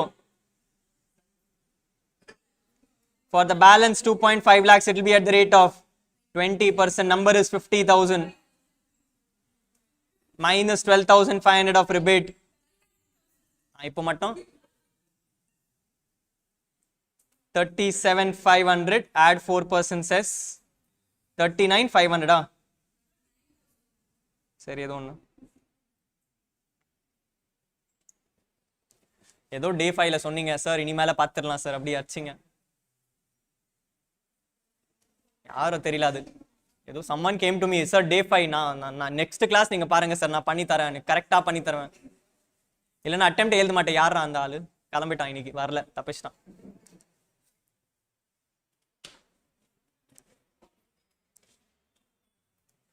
You can't be making the same mistake again and again, people. Something is wrong. Okay. Whenever it comes to your capital gains, if you have an unexhausted basic exemption limit and you are a resident individual, you will first set off against your basic exemption limit and the balance alone will be taxable. Balance alone will be taxable. Cannot be making these kind of mistakes again and again. We have done it for like 4 times now. Okay, be careful on those items. Okay, yes. So your tax liability is 39,000. The tax liability is 39,000. Since the capital gains accrued on 20th March, which is after 15th March, quarter 4 installment is also over, which means he needs to make this payment of 39,000 before 31st March. If he makes the payment before 31st March, the interest will be 0. The interest will be 0. If he makes it after 31st March, 234C will not apply, but 234B will apply at the rate of 1%. Clear? Yes. The next answer is not important. The tax rate is important. Careful.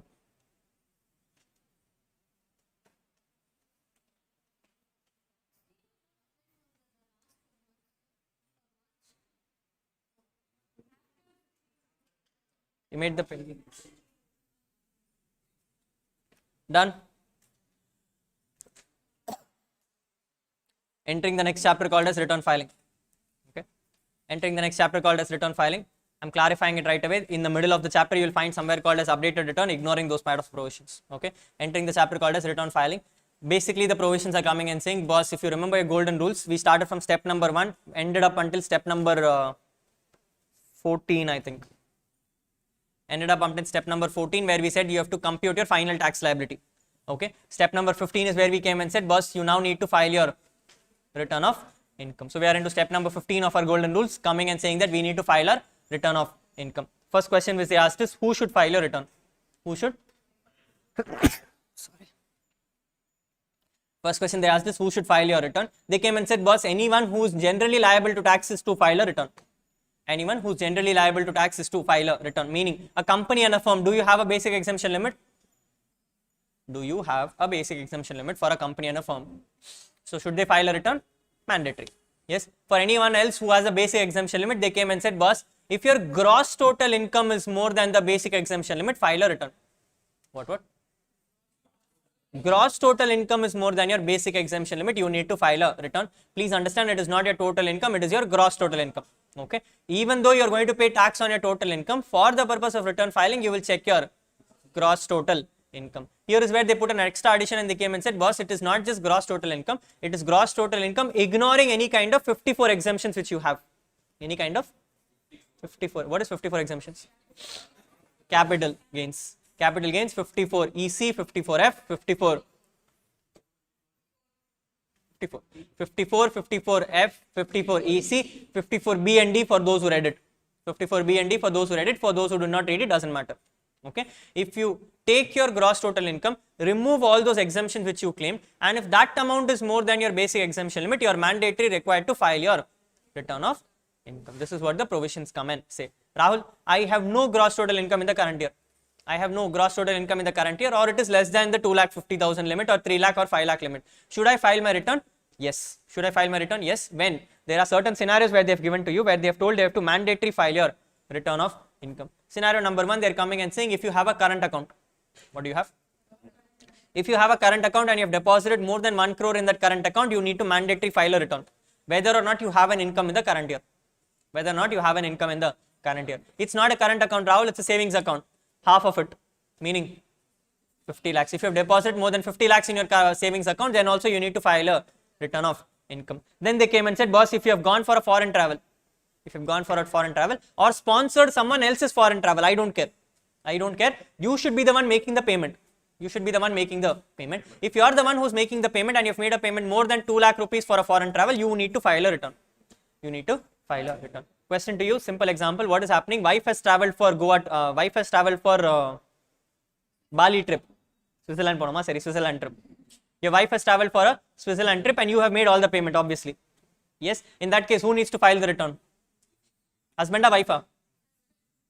Husband will file the return. It is about who incurred the money. It's not about who enjoyed the money. It is not about who enjoyed the money. It is about who incurred the money. So if you have incurred more than 2 lakh rupees for foreign travel, you need to file a return of income. Clear? Next, they are coming and saying if you have paid for electricity charges more than 1 lakh rupee. If you have paid for electricity charges more than 1 lakh rupee, which year? Current year. Current year, if you paid for electricity charges more than 1 lakh rupee, then also you need to file a return of income. Next, they came and said, boss, if you are into business, you have to have a turnover of more than 60 lakhs. You have to have a turnover of more than 60 lakhs. If you are into profession, you need to have a turnover of more than 10 lakhs. If you have these conditions satisfied, also you need to file a return of income. And the last provision, they are coming and saying, if you are liable for TDS, someone has deposited TDS for you. In that case, if you are resident senior citizen and your TDS is more than 50,000, mandatory file return. If you are non-senior citizen, if it is more than 25,000, you need to file a return. In this, this one, and this one was an amendment last year. Last year meaning last November. Last November, this was an amendment, and not anything was tested. Nothing of this was tested. So likelihood that it will be tested in the current exam. What are they coming and saying? If you have deposited in current account more than 1 crore, if you have deposited in savings more than 50 lakhs, if you have gone for a foreign travel and incurred 2 lakhs, if you have incurred for electricity 1 lakh, if someone has deposited TDS for you for a resident senior citizen, non-resident senior citizen 25,000, and if you have a business, turnover is more than, profession turnover is more than, in these scenarios we need to file a return of income, mandatory, even if you don't have a income, Clear? Apart from this, they came and said, boss, if you are someone who has assets outside India, or bank account outside India, then also you need to file a return. But yes, if you are the only owner of the account but someone else is enjoying the account, if you are merely the owner of the account and someone else is enjoying the account, either of the two can file the return. Whoever files the return, the other person is not required to file a return. So either you are the beneficial owner or you are the beneficiary. Anyone can file the return. Whoever files the return, the other person is not required to file a return. When is this applicable? You have a foreign asset or you have a foreign bank. Clear? Yes. This is what the provisions come and say. Then they come and clarify that, boss, if you are going for an agriculture income, which means you have tea business, for example, if the income from tea business is 10 lakhs, you are going to tax only 4 lakhs. You are going to tax only 4 lakhs. In that scenario, they are coming and saying, Rahul, let's say, for example, you are a resident senior citizen more than 80 years. Your basic exemption limit is 5 lakhs. In this scenario, will you come and check the 10 lakhs or will you come and check the 4 lakhs? You will come and check the 4 lakhs. Check your total income. Don't check your overall income. Check your total income. My total income is 4 lakh rupees, which is less than 5 lakh rupees. Therefore, I will not be required to file a return. Clear? Now that we have understood who should file a return, we should ask, when should you file your return? We came and said, boss, if you are liable for audit, file a return on 31st October. Rahul, not liable for audit, file it on 31st July. My firm is liable for audit, partner will also go to 31st October. If Rahul, I am a company, due date is 31st October, because companies are mandate audit. So the provisions are coming and saying, boss, if you are a company, the due date is 31st October. If you are a firm, due date is, it can be either, depends on whether you are required for audit or not. If you are required for audit, it is 31st October. If not required for audit, it is 31st July. Partner of a firm which is audited, sleeping partner of the firm which is audited.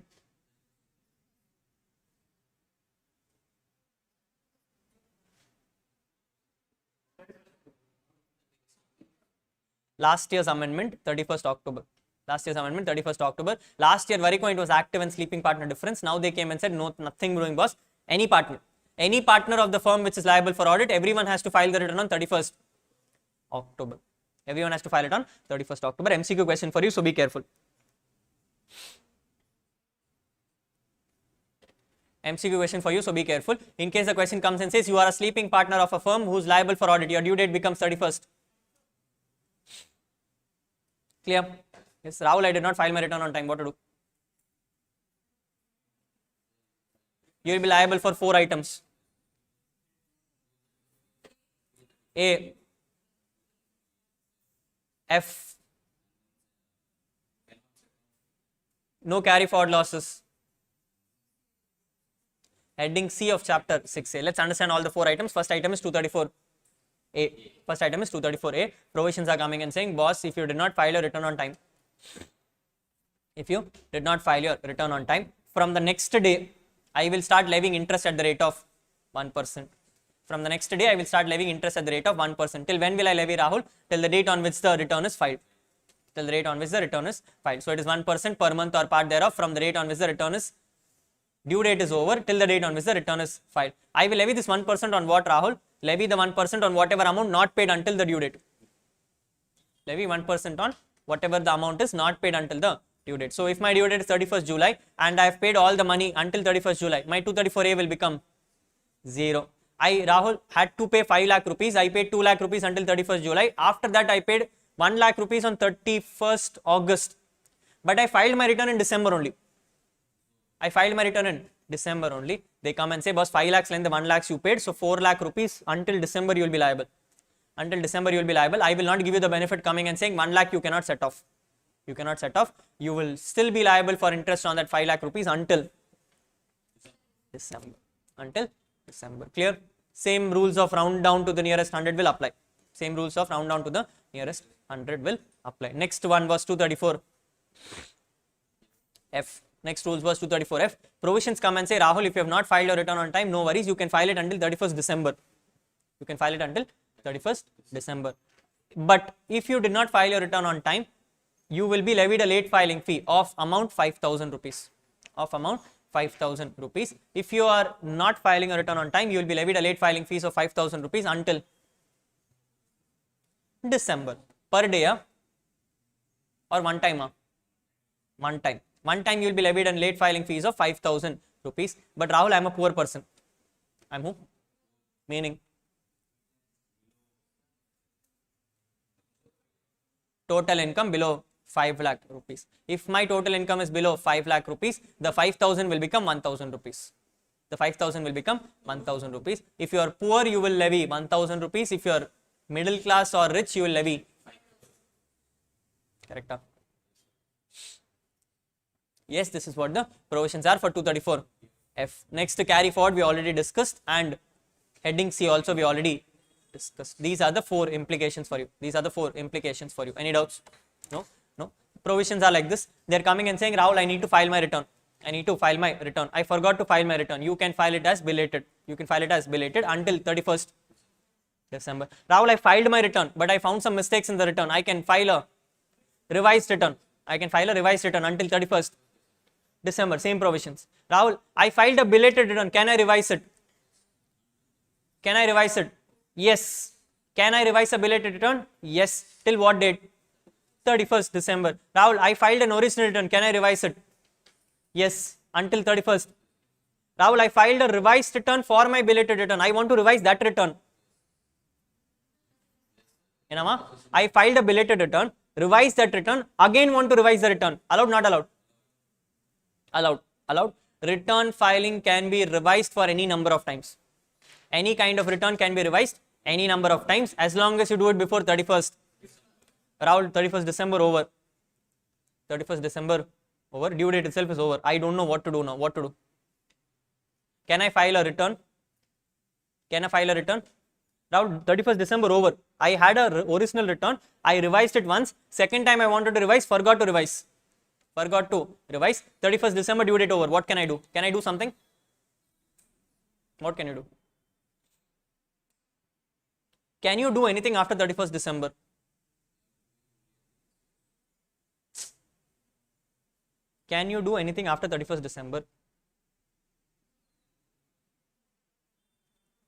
Until last year, the answer was no. Current year comes in updated return.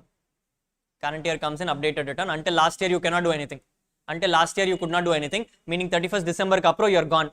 31st December kapro you are gone. If you have lost money, you have lost money. If you have not paid money, they will put penalty on you. They will put penalty on you. But going forward, you have now something called as updated. Next class. Okay. These are your provisions. Clear?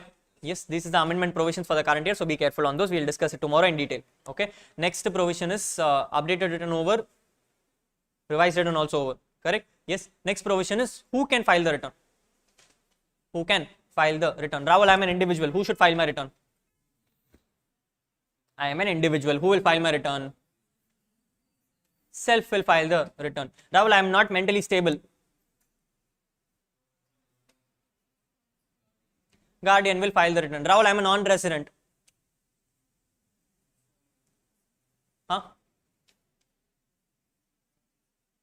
Either you file it on your own. If you are not able to file it, your authority, competent, who you have given a power of attorney, can file the return. Rahul, I am a firm.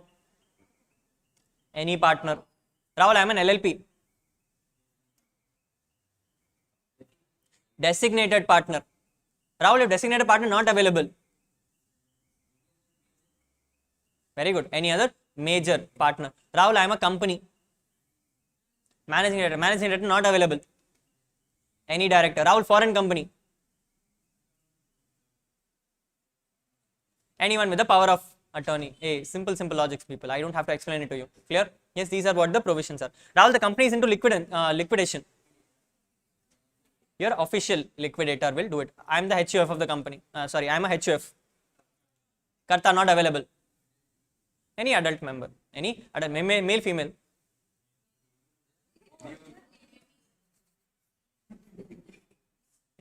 You are not trusting yourself itself. Any member can do it. Any member can do it. No male, no female and all. As long as that person is a major. As long as that person is a major, anyone can file the return. Clear? Yes. These are what the provisions are for return filing. Any doubts? Mandated return filing when you have a loss. Belated return. Revised return. Updated return for tomorrow's class. Who can file the return? Individual self, mentally incapacitated, who is competent to act. Absent from India, holding power of attorney. HF is Karta. Karta absent, adult member. Company managing director not available. Any director. Non-resident company, person holding power of attorney. Company under liquidation, liquidator. Firm is managing partner. Managing partner not available. Not minor partner. LLP in the designated partner. He is not available. Any partner. Local authority and all not coming for exam. Okay. Defective return you can ignore. TRP ignore. 139 CD ignore. 234A we just discussed. 234F we discussed. If your total income is less than 5 lakhs, it is 1,000. More than 5 lakhs, it is 5,000. PAN for you to read. Self-reading. All this self-reading. Who should furnish PAN? When should you furnish PAN? What are the limits to furnish PAN? You read on your own. I don't have anything to explain for you. You are not able to remember, ignore, go. Yes, next one. What is an Aadhaar number? What is an Aadhaar number? Income tax is coming and saying, boss, if you have a PAN and an Aadhaar, please link your PAN with Aadhaar. Due date.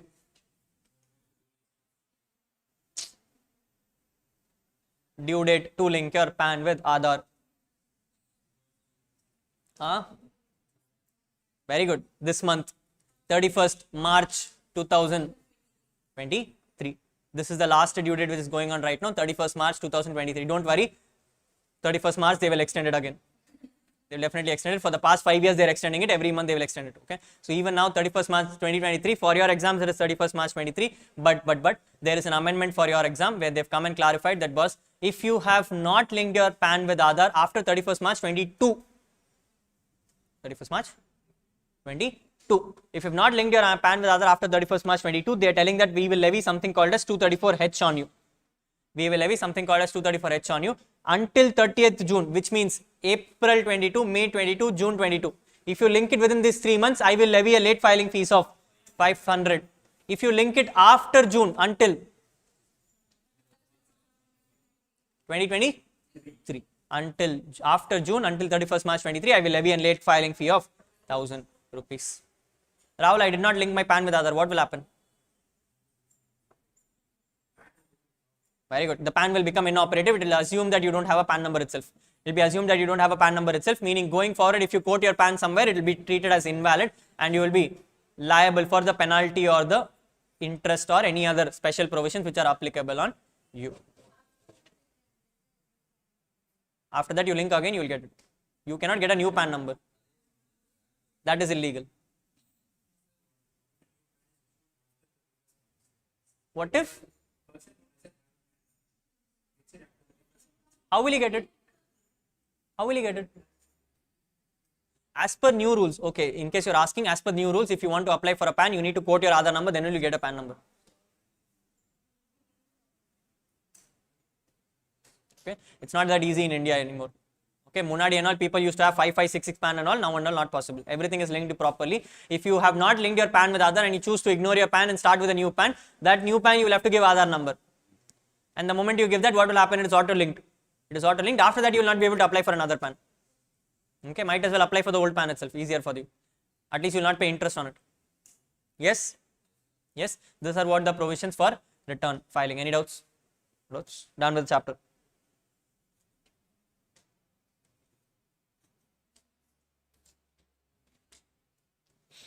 State with reasons whether you agree or disagree to the following statements.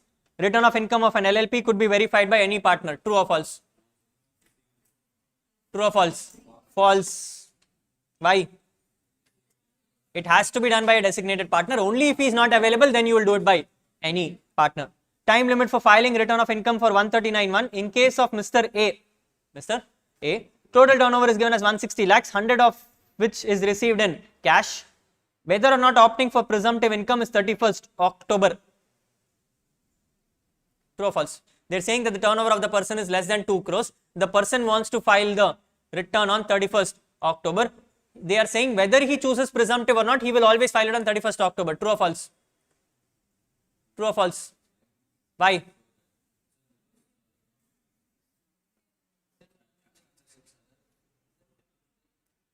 If you are opting for presumptive, you are not liable for audit, in which case it is 31st July. The assessing officer has the power to allot PAN to any person on whom no tax is payable. True or false? True. He is your assessing officer, he can do anything in the world. He is your assessing officer, he can do anything in the world. He can come and say, you don't have a PAN, I will give it to you. Where the Karta of the HUF is absent from India, the return of income could be verified by any male member of the family. Unukdama. True or false?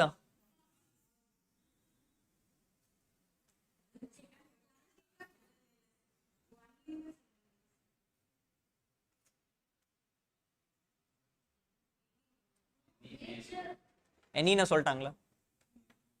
That simply means females are not allowed. Rendu onnadanda, but male itself is a problem. Ni minor vechalo okay, but male is a problem. And the point is, when you're talking about male, you don't generally use the word for childs and all. You will say any child also. When you're saying the word male, it generally means major only. Technically means major only. The problem is with the females here. I mean, problem is not with females, the problem is, male is also not a problem. Question is a problem. Seriya. Mr. Paras is age 55 years, is a resident of India. During the financial year 22-23, the interest of 2,88,000 was credited to his NRE account with SBI. 30,000 was interest on fixed deposit with SBI, was credited to his savings account during the period. He also earned 3,000 as interest on savings account. Is Paras required to file a return of income? Paras is whom? Paras is whom? Individual. So with the Paras being an individual, his return of filing will become mandatory if he has a gross total income more than 2,50,000. Let's understand what is gross total income is. Interest from NRE account, taxable exempt. Taxable exempt.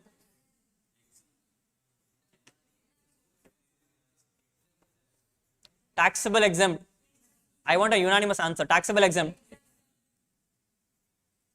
When we discussed it at exactly 2:05 p.m., you cannot tell me taxable.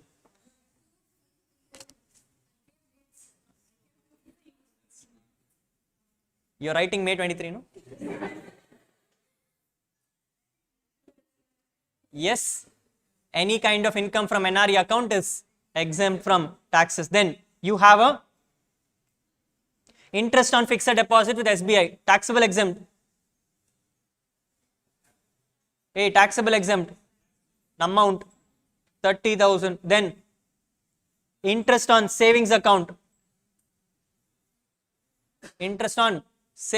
amount is taxable exempt, taxable, total is, this is your less 80 TTA, amount is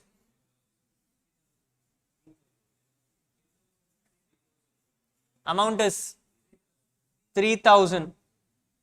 Vaipa, you can claim only on savings. Cannot claim on FD. Therefore, your total income is 30,000. Yes or no? Return filing, mandatory, not mandatory? Why? What is below a basic exemption? Number 33,000 is below 2,50,000, therefore not required to file a return. What will be your answer if he has incurred 3 lakhs as travel expenditure of self and spouse to US to stay with his married daughter? What is mandatory? Why?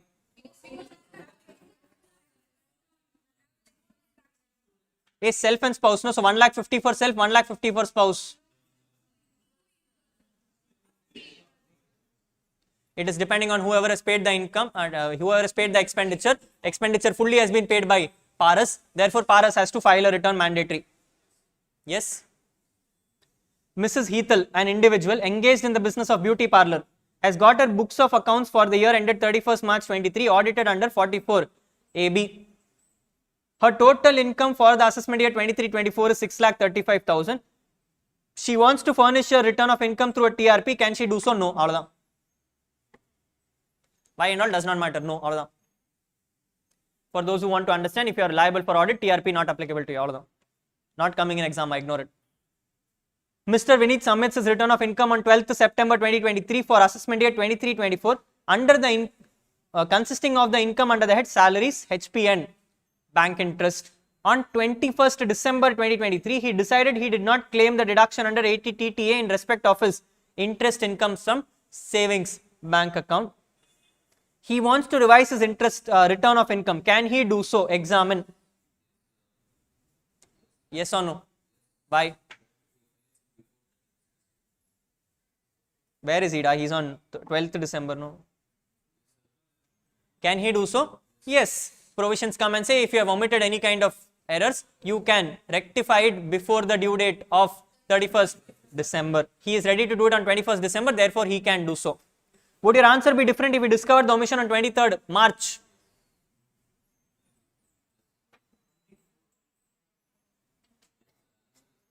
Would your answer be different? What? Why?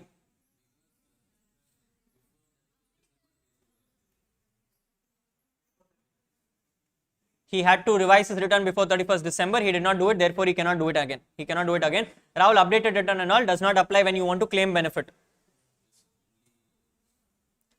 Updated return is only for department friend.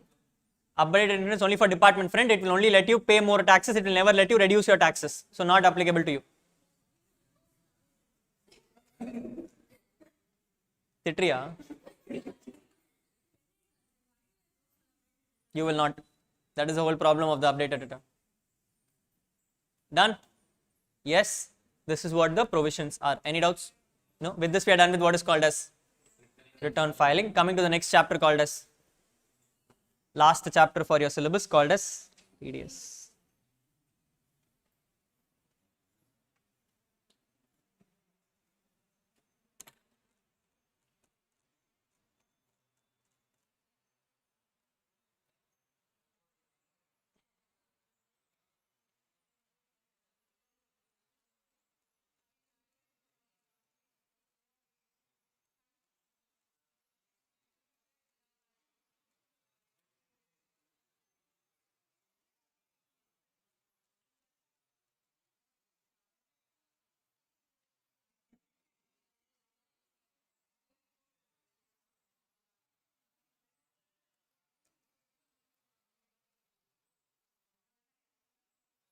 Shall we? 3 hours for you. Full-fledged TDS only. Full-fledged TDS only, 3 hours for you. We'll discuss the whole TDS chapter. If at all we have time permitted, we'll go into update return. If time permitted, we'll go into update return. Ilana, we are doing only TDS for the next 3 hours. Let's work it out because I understand it's a pain area for most of the people. Don't worry, I'm also in pain only. Okay. Entering the chapter called as TDS. Entering the chapter called as TDS, it means tax deducted at source. Basically, income tax is coming and saying that, boss, if at all you are required to make any kind of payment, if at all you are required to make any kind of payment to any person, please ensure that you don't make the full payment to that person. Please ensure you don't make the full payment to that person. A part of that payment should be withheld by you and deposited to the government in the form of TDS. Only the balance payment should go to that person. Only the balance payment should go to that person. A simple example is where they're coming and saying, if you have to make a payment of 100 rupees to someone, if you have to make a payment of 100 rupees to someone, don't make 100 to someone, make 90 to him and balance 10 you give it to government in the form of for whom? For me or them?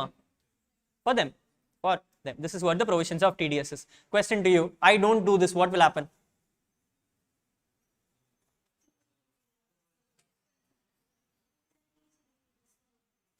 Whatever expense you try to claim as a deduction will be disallowed under the head PGBP. 30% for a resident, 100% for a resident. Now you should be resident or he should be resident? He should be a resident. Okay, if he is a resident, you will be 30% disallowed. If he is a non-resident, you will be 100% disallowed. Clear? Yes, this is what the agenda of TDS is. This is what the agenda of TDS is. And in my book at least, what will happen is you will see a summary which will be there in the first 2 pages. You will see a summary in my first 2 pages and then we will go into the main sections. In your study materials and all, what will happen is the section will have those kind of summaries, but I thought it's all common, so what I did is I put it in the first itself.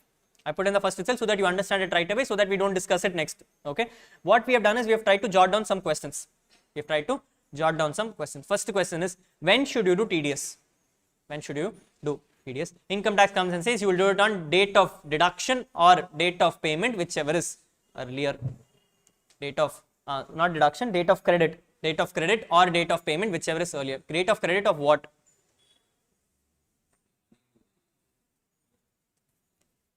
Date of credit of what?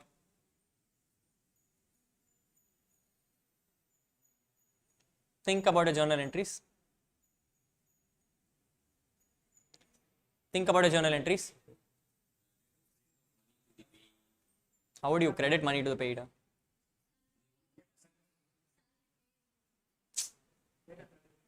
Date of Adanda credit. Whom are you crediting or what are you crediting?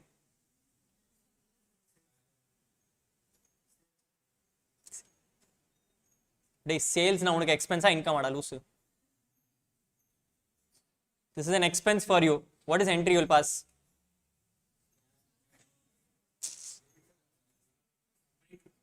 Huh? Somebody. If you debit someone, that is debtor for you, not creditor for you. Hey, journal no. What is the entry you will pass when you are going to pay someone? Expense to. You are going to pay someone, there is a name. Seri, expense to creditor account. Whom are you crediting? Creditor. It is date of credit of the deductee in your books or date of payment, whichever is earlier.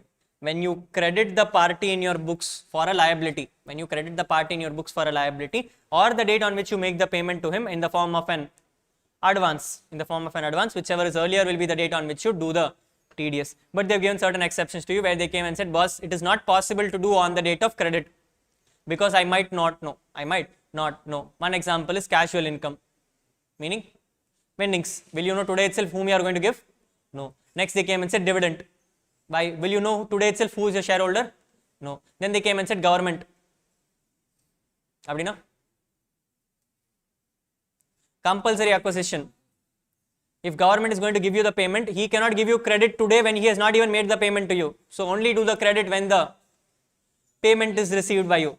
Only do the payment credit when the payment is received by you. Next they came and said salaries.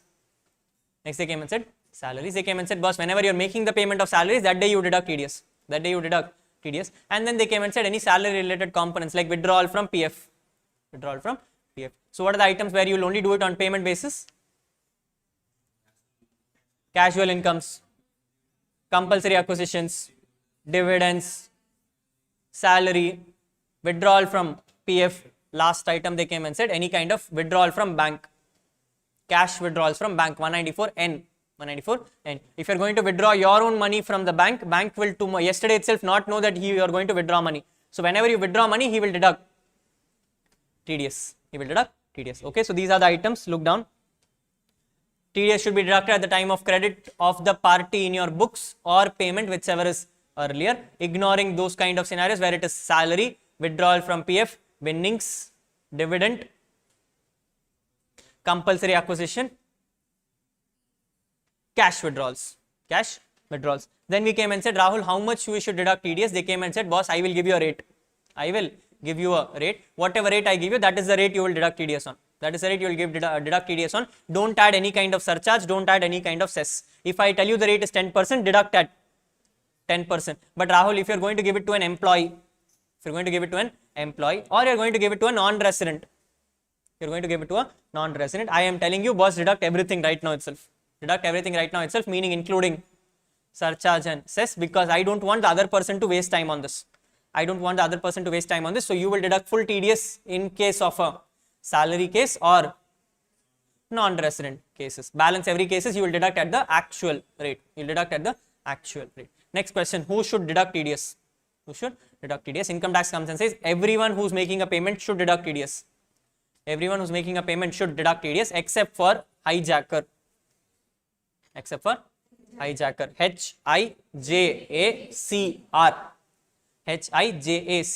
except for these sections 194H, 194I, 194J, 194A, 194C, 194R.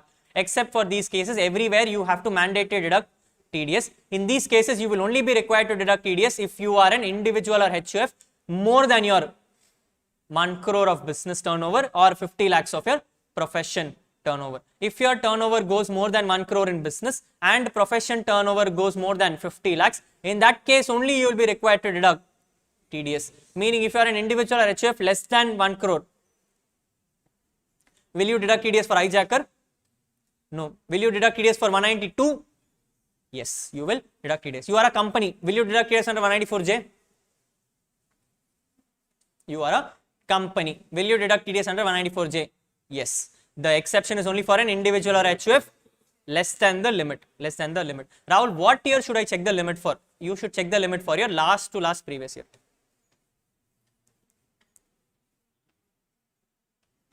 Last to? Abdina? 2021. Your previous year is? Then you should check for 21-22. Check for, last previous year is this previous year. Yes or no? Adan they will say no, current previous year. Abdina enna artham? Your previous year. Last to last previous year meaning 2021. Last previous year to last previous year. Seri, abdi vechiko. Your preceding previous year turnover check panno. Check your preceding previous year's turnover. If it is more than 1 crore, you will deduct TDS under hijacker. If it is less than 1 crore, you will not deduct TDS under hijacker. Who will not deduct? Individual and HUF. Clear? Yes. Next they are coming and saying, boss, if there is a threshold limit given in the section, for example, 194H comes and says 15,000 rupees. 194H comes and says 15,000 rupees. This 194H order 15,000 rupees is applicable for the full year. Second, they are coming and saying if the payment is less than 15,000, no TDS. But if the payment goes beyond 15,000, TDS will happen from rupee 1. If it is more than 15,000, TDS will happen from rupee 1. Except for two cases. Case number 1, they are coming and saying if you are into 194N. 194N talks about cash withdrawals, where they are coming and saying limit ku mela da TDS. And the next is 194Q. 194Q talks about purchase of goods. There also they are coming and saying limit ku mela mattum da TDS. Balance every other case you will have to do TDS from rupee 1 if the threshold is breached. Clear. Next they are coming and saying, Rahul, when and all should I deduct TDS? They are coming and saying you should deduct TDS every time. Meaning whether it is personal or official. whether it is personal or official, except for two sections, 194C, 194J. C talks about contract, J talks about professional. They are saying, boss, in these two scenarios, only business cases you have to deduct TDS, balance cases you don't have to deduct TDS. Last, they are coming and saying, Rahul, what if the other person does not support me? What if the other person does not support me? We said, boss, he cannot support you in two ways. He cannot support you in two ways. One way where he did not give you the PAN number. He did not give you the PAN number. We will come and say, boss, if he did not give you the PAN number, actual rate or 20%, whichever is higher. Actual rate or 20%, whichever is higher, you deduct TDS at the highest rate. Deduct TDS at the highest rate, meaning actual rate or 20%, whichever is higher. No, Rahul, this person is given me the PAN number, but forgot to file his return. Forgot to file his return. I will say, boss, latest return which he did not file, I will check that. I will check his latest return, and I will also check whether he mandatory did not file a return or he was not required to file a return. He mandatory did not file his return or was not required to file a return. Provisions basically come and say, check whether the other person did not file the return for that year where his TDS was more than 50,000 rupees. TDS was more than 50,000 rupees, meaning that person should not have filed a return and should have a TDS more than 50,000 rupees in the latest year for which return is mandatory. Latest year for which return is mandatory. You are in previous year 22, 23. Until your previous year, which return would have been filed?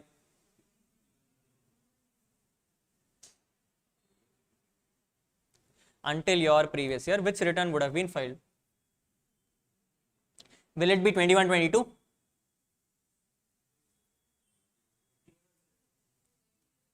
It will be 2021. It will be 2021. Please understand, people, 21-22 order return, you will file it on 31st October 22. But 2021 return, you would have filed it on 31st October 21. That is the return which you would have not filed. So what they are telling is, check for your assessment year. Assessment year 21-22. Check for your assessment year 21-22. If assessment year 21-22 was filed within time, great. If it was not filed within time, check whether he has TDS more than 50,000. If he does not have TDS more than 50,000, great. If he has TDS more than 50,000, he is a defaulter. He is a defaulter. In this case, I have told, boss, I will deduct TDS at actual rate twice. Meaning, twice the actual rate or 5%, whichever is higher.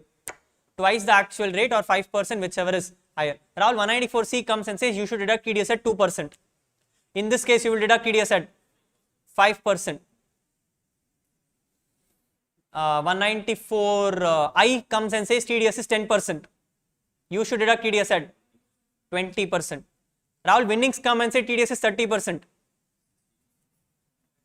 They put an exception. They came and said, day rate, air convey 30 irukku, adukku mela na potta gali pochu. So they came and said, boss, certain exceptions I am giving it to you. In these cases, this section will not apply. In these cases, this section will not apply. First case is salary. Why? Salary itself is average rate. Salary itself is average rate. Adukku mela twice potta, no use. Then they came and said winnings. Why? Winnings already is 30. Adukku mela twice potta gali pochu. Then they came and said withdrawals. What withdrawals? Cash withdrawals. Why? Because cash withdrawals has a special provision. Cash withdrawals have a special provision, and the current year amendments are 194IA, IB and 194M. 194IA, IB and 194M. These are those cases where individual HUF are required to deduct TDS. They said, boss, for these people already TDS was a mata fodi. They were already having so much struggle with deducting TDS. If you are asking for special provisions and all, he will not be able to remember. So ignore it and go. Last, they are coming and saying, Rahul, this person is useless. That guy has not given you PAN also, he is not filing return also. He is not giving you PAN also, he is not filing return also. What to do?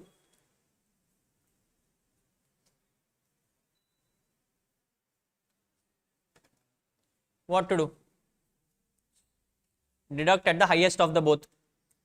Deduct at the highest of the both. Meaning, if 20% is higher, then deduct at 20%. If 5% or twice is higher, then deduct at that rate. Okay. So it is highest of the both. It is highest of the both. Whatever is the highest, you will deduct at that rate. Clear? Yes. These are what your summaries are. I am not going to discuss the summaries as we go into the next part. Any doubts in the summaries to now? No. Provisions are what? You need to deduct TDS mandatory. If not, you will have a PGBP disallowance. When should you do TDS? You should do it on payment or credit, whichever is earlier. how much you should do TDS for, you should do it up to a threshold limit. If up to threshold limit you are, no TDS for you. If it goes beyond threshold limit, do from rupee 1. Who and all should do TDS? Everyone should do TDS except for hijacker cases where it will only be who will not be required to do TDS? Individual HF with a turnover less than 1 crore or 50 lakhs. In previous year 21-22, in previous year 21-22. You should do it for every case whether it is business or official, but C and J you should only do it for business purposes. If you don't give a PAN number, it is actual rate or 20%, whichever is higher. You don't file your return on time, it is 2 times the rate or 5%, whichever is higher. Clear? Clear the summaries? Yes, can we go into the sections? Starting from the first section called as 192. Starting from the first section called as 192, not relevant for exam.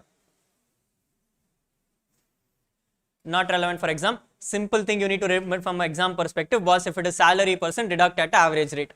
Deduct at average rate. The only question which will come in exam is employer should deduct TDS, which means employer should verify the claims.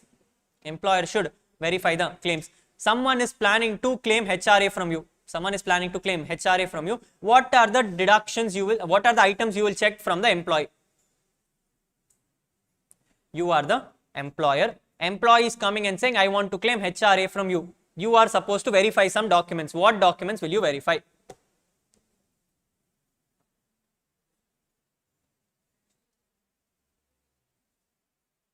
Look at the exemption. Exemption says HRA, you can claim least of the 3. Item number 1. Do you have that or you want it? Does employer already have the salary HRA details or does he get it from the employee? Do you already have it or will you check? Already have, so nothing to check. Point number 2. 50% or 40% of salary. 50% when it is metropolitan, 40% when it is not metropolitan. So you will check where the house is. So you need what? House address. Point number 3. Rent paid minus 10% of salary. Do you have salary? Do you have the salary details? Do you want it from him? No. What do you need?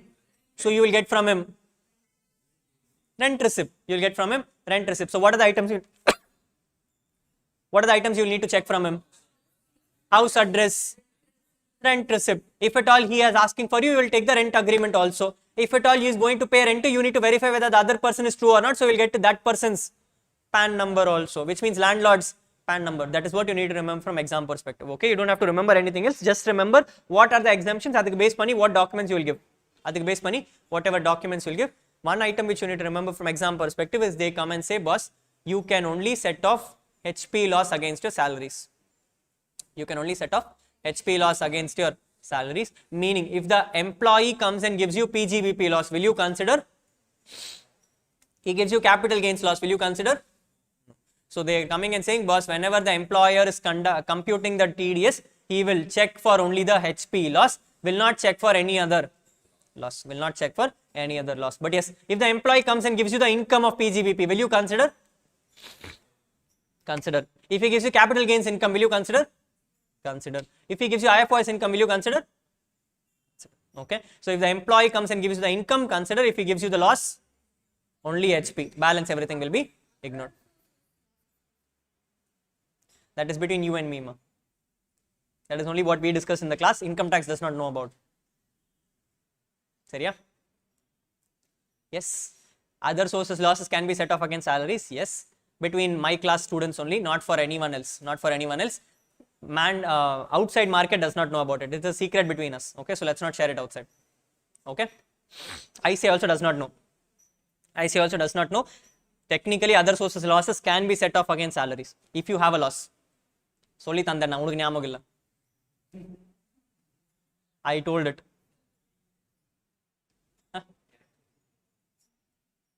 என்னடா சொல்றான்?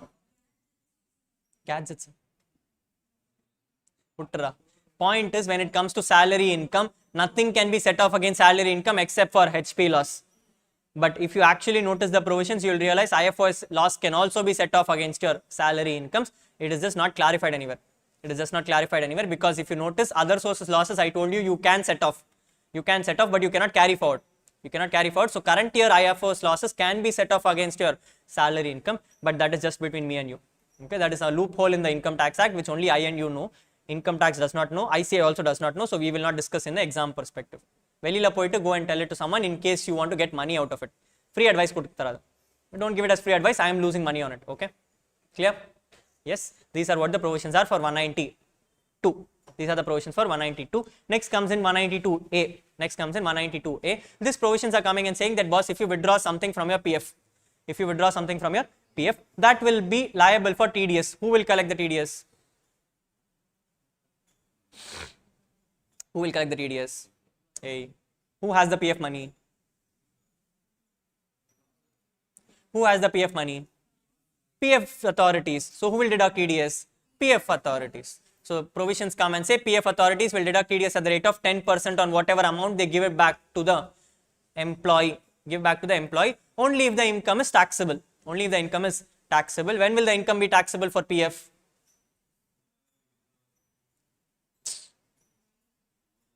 When it is? What is that premature? Very good. When you withdraw from PF less than 5 years, RPF cases, if you withdraw less than 5 years, then only it will be taxable, otherwise it is exempt from taxes. Statutory, we told it is exempt. PPF, we told it is exempt. URPF was anyways taxable, that will not be with the PF authorities. It will not be with the PF authorities. RPF is only left. RPF, they are coming and saying if you withdraw less than 5 years, it will become taxable, except in cases where you take it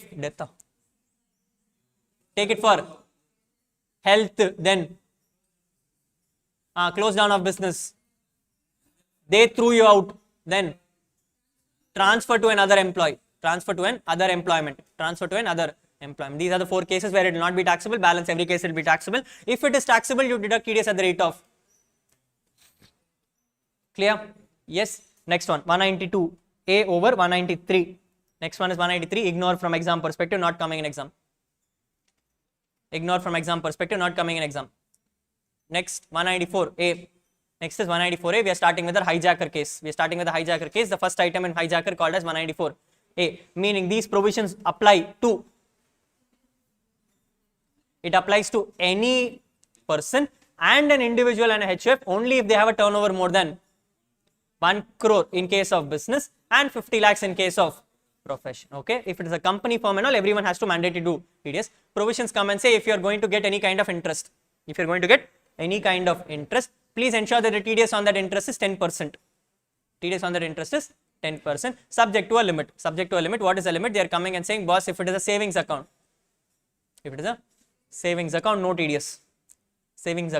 no TDS. If it is a fixed deposit, what is it? Fixed deposit and an RD. What is RD? Recurring deposit. If it is an FD or an RD, check what is the interest for the whole year. If you are a resident senior citizen and the interest is more than 50,000, TDS at the rate of 10% will apply. If you are a non-resident senior citizen, in that case you will check only for a limit of 10,000 rupees. So resident senior citizen 50,000, non-resident senior citizen 10,000 rupees. Limits are that much. If you don't satisfy the conditions, TDS at the rate of 10% from rupee 1 or 50,000. From rupee 1. These are the provisions. Clear?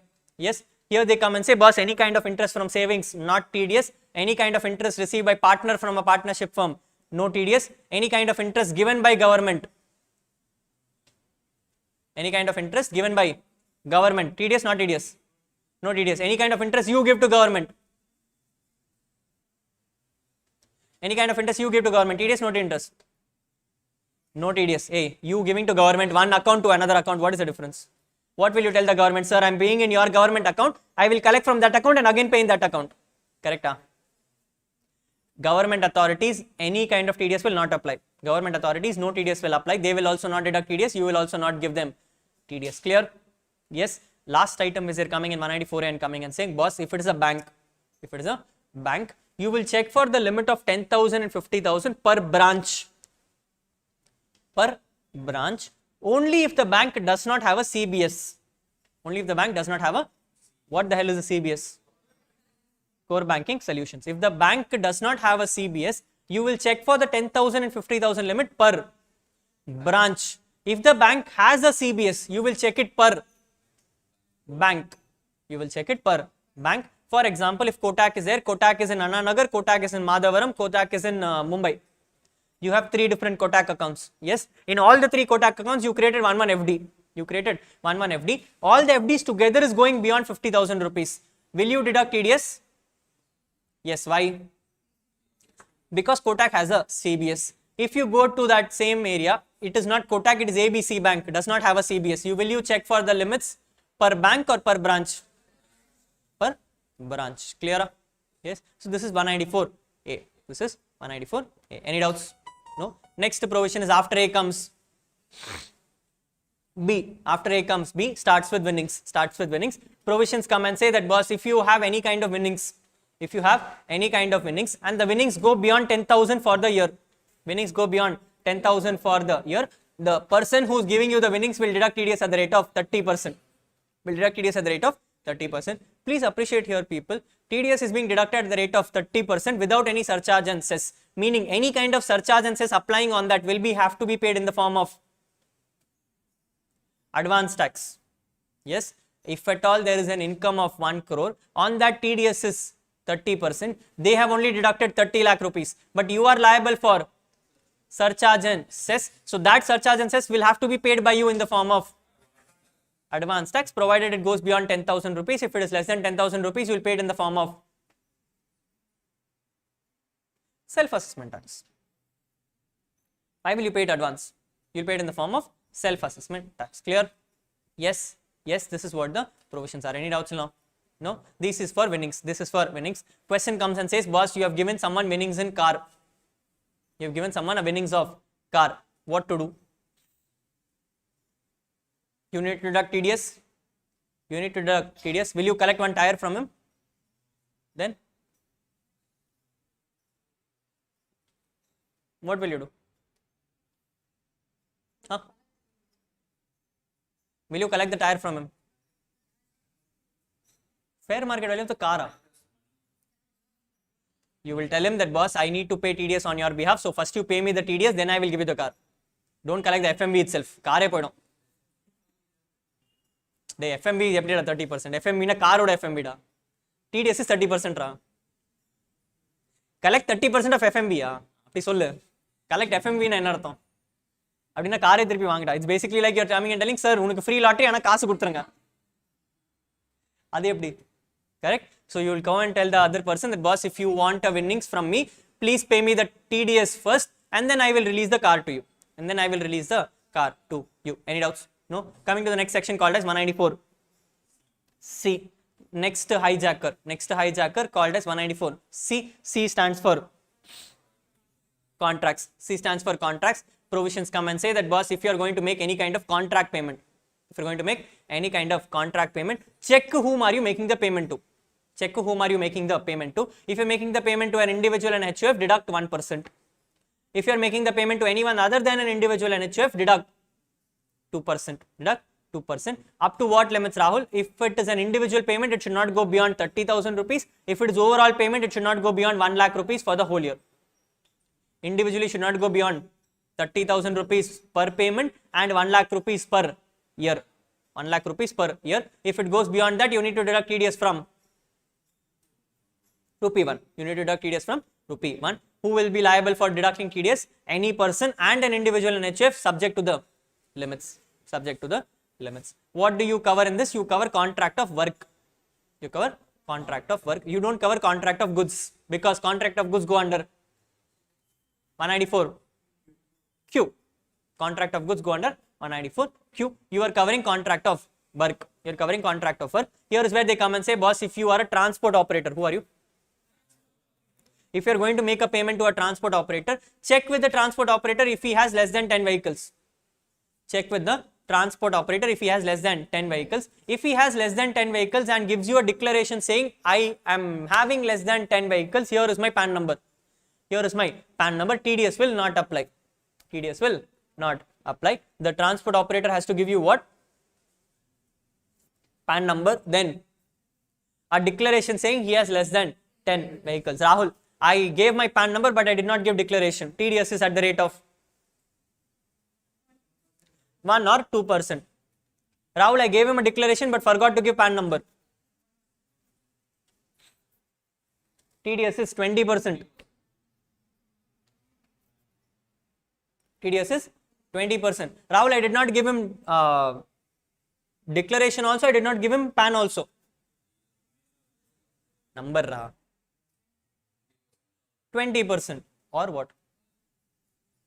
Yes, yes. Rahul, I did not give him declaration, I did not give him PAN number, I did not give him return also. Rate Ra.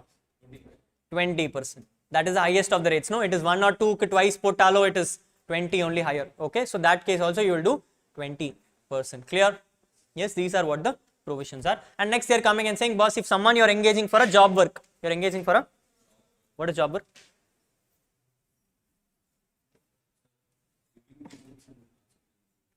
You will supply the raw materials to them and you ask them to make the final product. Provisions here come and say, boss, if you are going to supply the raw materials to them either by yourself or through your associate, or through your, what is associate?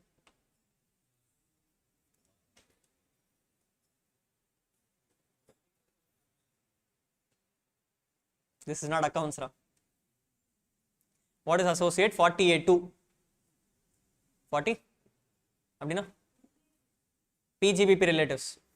PGBP relatives meaning left side of the family. Left side of the family. If you are going to do it along with either from your side or from your left side of the family, in that case I will treat it as a 194C. If not, I will treat it as 194Q. I will treat it as 194Q. Rahul, I engaged him for doing advertisement for me. I engaged him for doing advertisement for me. I told him that, boss, advertisement, I will tell you what to do advertisement. You prepare advertisement basis that. TDS under section 194C. I went to him and I said, I want to do a Lux ad. You tell me what to do. He came and said, Rahul, I already have the product ready. Here, you take the advertisement. None of the sections. None of the sections. This is off the shelf. This is off the shelf. Provisions come and say, if he is making the advertisement basis your decision, it is 194C. If he is giving you an off the shelf advertisement, it is no TDS. It is no TDS. Clear? Yes. With this, we are done with 194C. Next, 194. DA. D is not there, so DA talks about life insurance. Talks about life insurance. Provisions are coming and saying, boss, if the LIC policy is taxable, if what? LIC's policy is taxable, how does the LIC policy become taxable?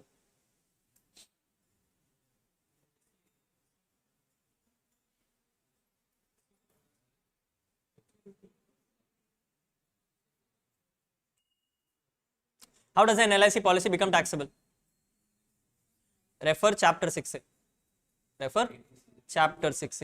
If your premium on the policy goes beyond 20% or 10%, that policy becomes taxable. If the policy is less than 20% or less than 10%, policy is exempt.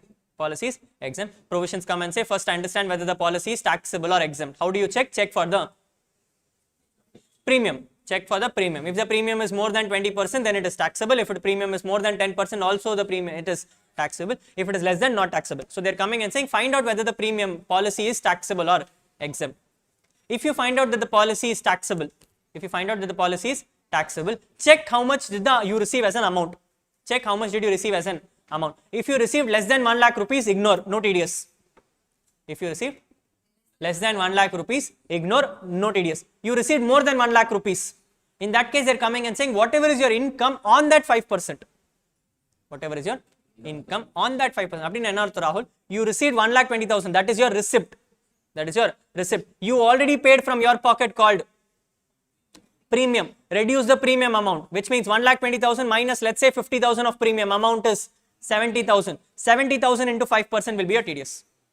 Okay. So for the purpose of threshold of 1 lakh rupees, you look at the amount which you receive. But for the purpose of TDS, you will check the income. You will check the income. Clear? Not clear? Clear? This is 194D. I am rushing a little bit because there is nothing for me to explain. Okay, yes. Next one is 194E. Next one is 194E. This comes and talks about non-residents. This is the only section which talks about non-residents because everything else has been moved to final level. Everything else has been moved to final level. So this is the only provision which talks about non-resident. Provision comes and says you are either a sports person.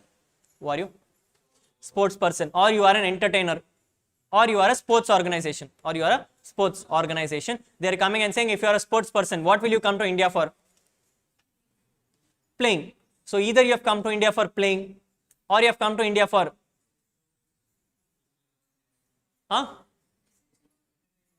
advertisement. That is entertainer. Okay. If you are a sports person, either you have come to India for playing, or you have come to India for advertisement, or you have come to India for writing articles,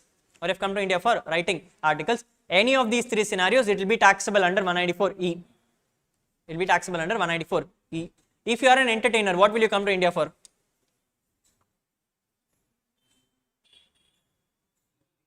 Singing, entertainment. What will you come to India for? Entertainment, for performing.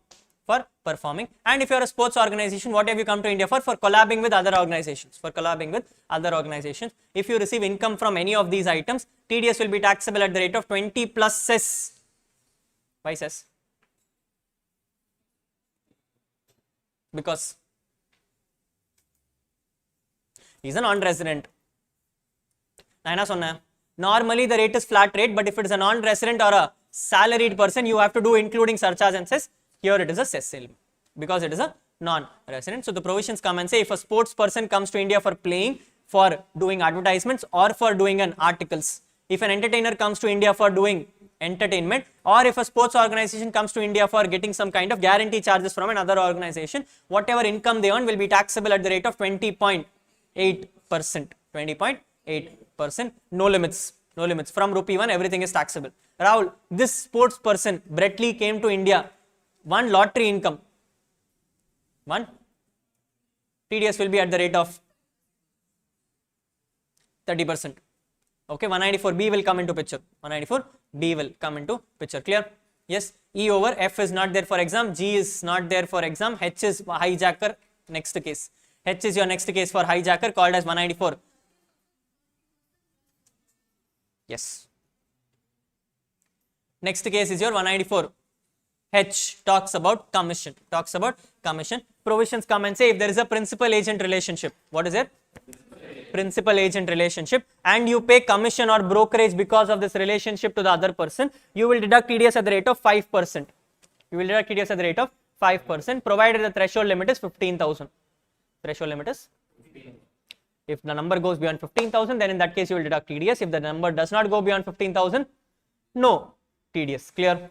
Simple provision. Next, after H comes I. I talks about rent. Next hijacker case talks about rent. Comes and says that if you are going to receive any kind of property from someone on rent, that will be liable for TDS under 194 I.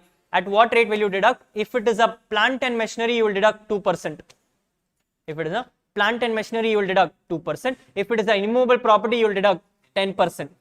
Plant and machinery 2%, immovable property 10%. What is the limit? Limit is 2,40,000. Here they are clarifying to you, 2,40,000 is per deductor. 2,40,000 is per deductor, meaning. Let's say you went to one deductor and you bought a building and you also took a fridge. You took a building and a fridge. Building is 2 lakh, fridge is 60,000. Will you deduct TDS? Not deduct TDS. Question Purinjda. You went to one person, asked him to give you a building and a fridge. Building he charged you 2 lakh rupees, fridge he charged you 60,000 rupees. Will you deduct TDS on that payment? Yes or no? Why? It is 2,40,000 per deductor. So that person you are going to pay 2,40,000. But here you will deduct TDS at different rates. For 2 lakhs you will deduct at 10%. For 60,000 you will deduct at. Clear? Yes. Please understand, what you are deducting under 194I is for the rent services. I go to someone and I come and say, boss, I want your warehousing facility, which is a cold chain facility. I am taking the facility for the property or for the cold chain facility. In this case, TDS will be under 194I or 194C. C. It will apply under 194C. 194I only applies when you are taking the property for the property and not for the service. Here I am taking it for the cold facility. Clear, not clear? Yes, this is 194I. 194I or a subsidiary is called as 194IB. IB, where they come and say if you are not liable under 194I, you will be liable under 194IB. Who will not be liable under 194I?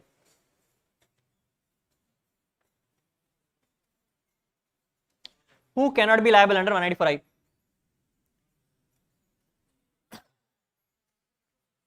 Hijacker cases, individual HUF not crossing the limits. Individual HUF not crossing the limits. If you do not cross the limits, you will not be liable under I, you will come under IB.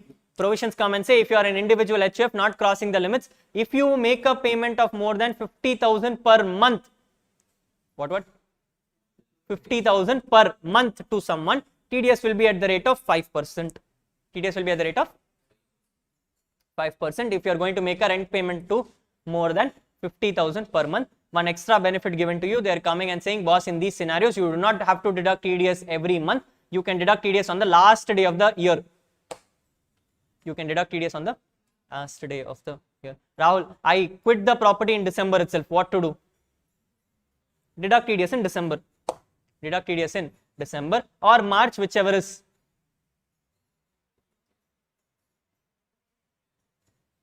You will deduct TDS on December or March, whichever is earlier or later. Earlier.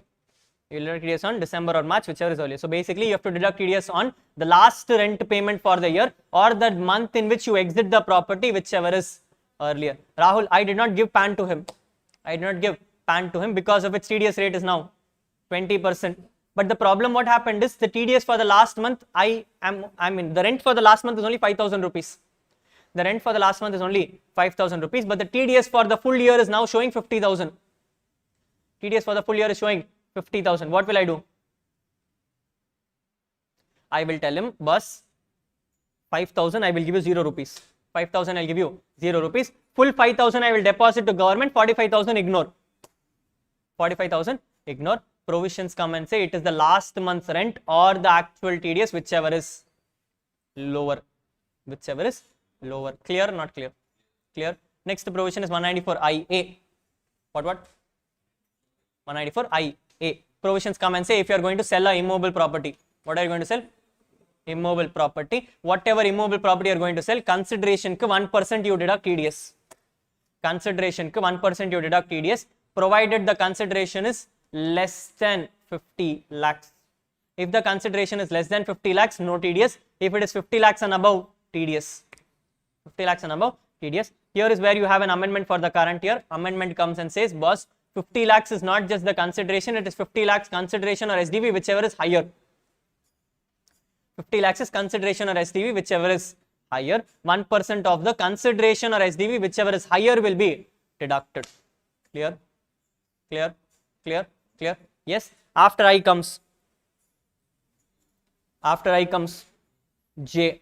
J talks about professionals. J talks about professionals. Part of your hijacker. Provisions come and say if you are rendering any of the four service, fees for professional service, fees for technical service, royalty, director fee.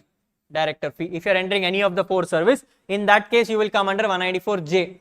You will come under 194J. Limit is 30,000 per payment nature. 30,000 per payment nature, meaning 30,000 for royalty separately, 30,000 for FTS separately, 30,000 for FPS separately. No limit for your director fees. No limit for your director fees. What is the rate, Rahul? Fees for professional service 10%. Fees for technical service 2%. Call center services 2%. Royalty for cinema films 2%. Any other royalty 10%. Any other royalty 10%. These are what the provisions are. These are what the provisions. What are the provisions are? 30,000 per nature of payment. If it is technical service 2%, professional service 10%, royalty for cinema films 2%, royalty for non-cinema films 10%, director fees. Rate ma 10%. 10% is the same number. 10% is the same number. Clear? Clear? Yes. After J comes K. K. K is where we have discussed in dividends chapter. K is when you have to go to dividends chapter. Dividends chapter will come and say you that boss, if you have any kind of mutual funds, if you get any money from a mutual funds, that will be TDS at the rate of 10%. That will be TDS at the rate of 10% from a mutual funds. While we are in mutual funds, let me clarify dividends also. Provisions come and say, if you receive dividends from a company, company will deduct TDS at the rate of 10%. But here is where they give an exception. They come and say, boss, I will not deduct TDS for an individual. Provided two conditions are satisfied. Condition number 1, the dividend should not go more than 5,000 rupees. And whatever dividends I am giving to him should not be in cash. Rahul, current year, Indian company gave to the shareholders 4,000 rupees in cash. TDS amount is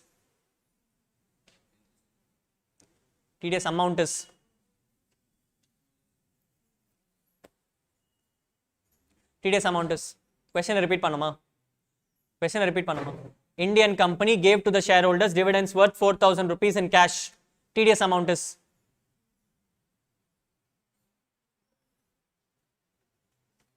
number. Rate not 10%. 400 rupees. Why? Because even though the limit of 5,000 is below, the number is done in cash. Clear? Yes. Indian company gave to the shareholder 6,000 rupees in account pay check.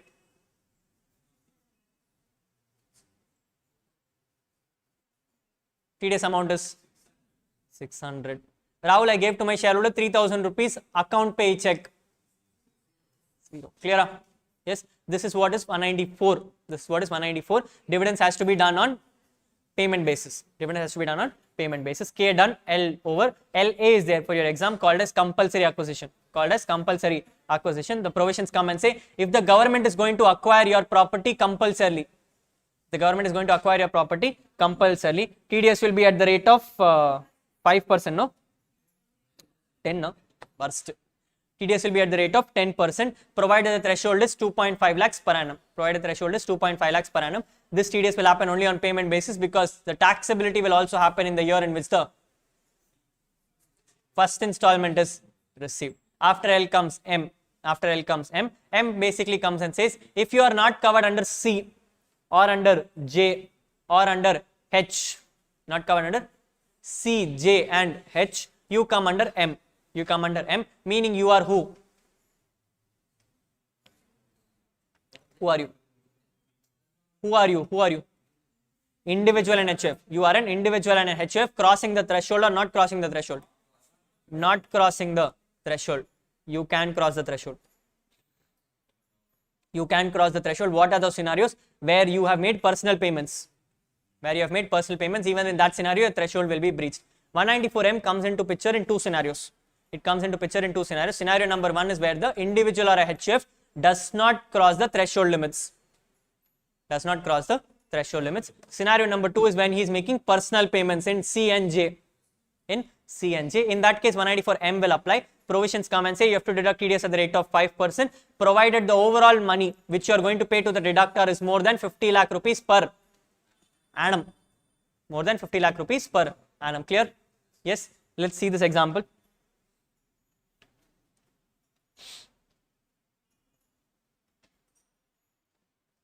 Tell me what is the section. Okay. First example is where you are making a contract payment of YouTube ma poitu irukku.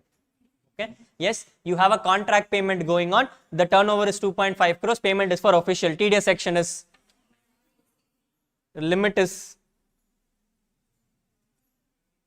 threshold limit is what?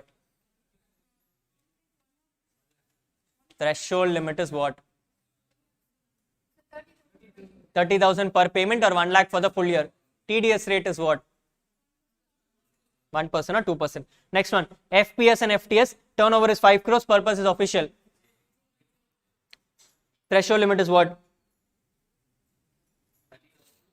30,000 for FPS separately, 30,000 for FTS separately. TDS rate is what?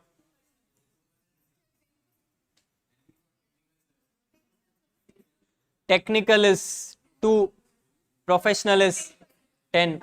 Commission 3 crores official. 194. H. Threshold limit is 15,000. TDS rate is 5%. Contract payment 12 crores personal payment. 194. M. Threshold limit is 50 lakhs. TDS rate is 5%. FPS 10 crores personal. 194. By M. Personal nature. Threshold limit is 50 lakhs. TDS rate is commission 1.5 crores personal. H.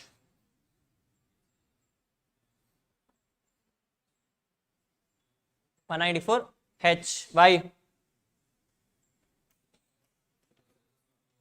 I told you when it comes to C and J alone, personal is covered. H alone, personal also is covered under H only. Okay, so this will go under 194. H. Threshold limit is, TDS rate is, you are either making contract, FPS or commission. Turnover for the last year is 40 lakhs and purpose is official. 194. M. Why? Threshold limit not crossed. Threshold limit is 50 lakhs. TDS rate is 5%. Rate of TDS is 5%. Sorry. Next one, contract FPS commission 90 lakhs is the turnover. Purpose is personal. 194. M. Why?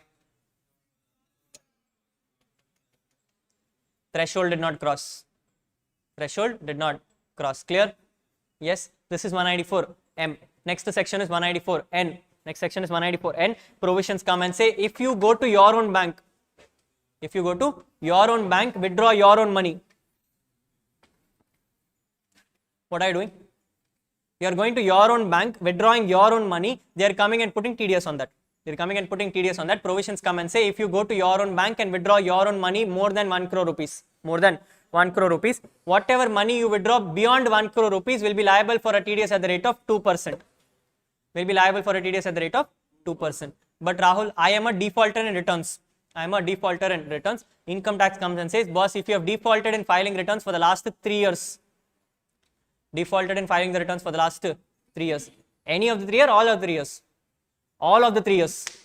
All of the 3 years, meaning last all 3 years you did not file return on time. If you filed return for 1 year and not filed for the last 2 years, no problem, conditions will not apply. You should have not filed return for all the last 3 years. What they'll come and say, boss, 1 crore will become 20 lakhs.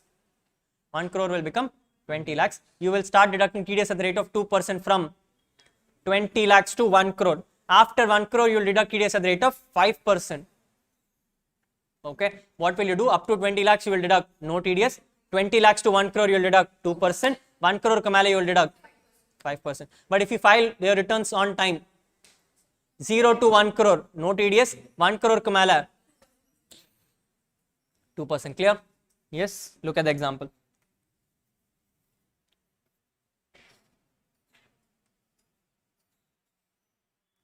Mr. Mehta has made the following cash withdrawals during the previous year 22-23. From HDFC Bank, he withdrew 5 lakhs, 10 lakhs, 12 lakhs, 40 lakhs, 30 lakhs and 15 lakhs, totally 1.2 crores. From Kotak Mahindra, he withdrew 15 lakhs, 40 lakhs, 30 lakhs and 10 lakhs, totally 95 lakhs. You are required to compute the tax from Mr. Mehta, assuming he is compliant in filing his returns. On the right side, will you deduct TDS? Why? TDS here is 0. On the left side, you will deduct TDS on 12 lakhs at the rate of 2%.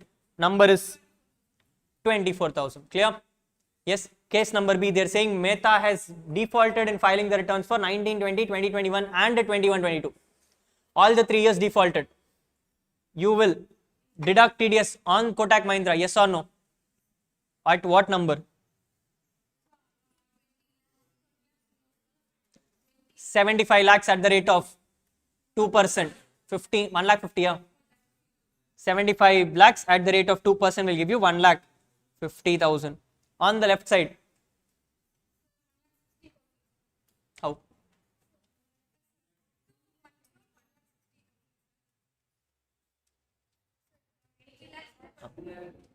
Sorry ma, konjam 80 lakhs into 2% will give you 1.6 lakhs. Balance 12 lakhs at the rate of 5%. Number is, total will become 2.2 lakhs. Total will become 2.2 lakhs. Clear? Yes, this is your 194N. This is your 194N. Next provision is 194O. Next provision is 194O. Comes and talks about e-commerce operators. Comes and talks about e-commerce operators. Basically comes and says you are Amazon. You are Amazon selling someone else's product to someone else. Selling someone else's product to someone else. When you get the money from the customer, when you get the money from the customer and you are going to give it to your buyer, you are going to give it to your buyer. Before you give the money to your buyer, please ensure you deduct TDS at the rate of 1%. Please ensure you deduct TDS at the rate of 1%. This is how the flow chart is. This is how the flow chart is. Customer is on the left side, seller is on the left side, customer is on the right side, Nadula is Amazon. ECO, Amazon, whatever. Okay. So what happens? Customer will buy the product from Amazon and will give the payment to Amazon. Will give the payment to Amazon. When Amazon releases the payment to the seller, he will deduct TDS at the rate of 1%. No limits. No limits. He will deduct TDS on 1% from every rupee. He will deduct TDS from 1% on every rupee. Rahul, this is eBay. This is not Amazon. This is eBay. What is happening? Customer is directly making the payment to seller. Customer is directly making the payment to seller. Will TDS apply? Yes. Provisions come and say it is assumed that the money is received by Amazon, eBay. It is assumed that the money is received by eBay, which means eBay will now have to collect the TDS from customer or seller. Seller will have to collect the money from seller and deposit on behalf of the seller. Same like winnings. They will go and do what? They will go to the seller and he'll come and say, boss, I had to deduct TDS on you. You did not give me the money. So therefore, please give me the money. I will deposit on your behalf. Clear? Yes. This is the case of 194O. Provisions come and say if the payment is happening through Amazon, Amazon will deduct TDS at the rate of 1%. If TDS is not happening through Amazon but is directly happening from buyer to seller, Amazon will collect the money from the seller and deposit it to government. These provisions will not apply in case the seller is an individual. The provisions will not apply in case the seller is an individual and does not sell more than 5 lakh rupees from Amazon. 5 lakhs, है ना?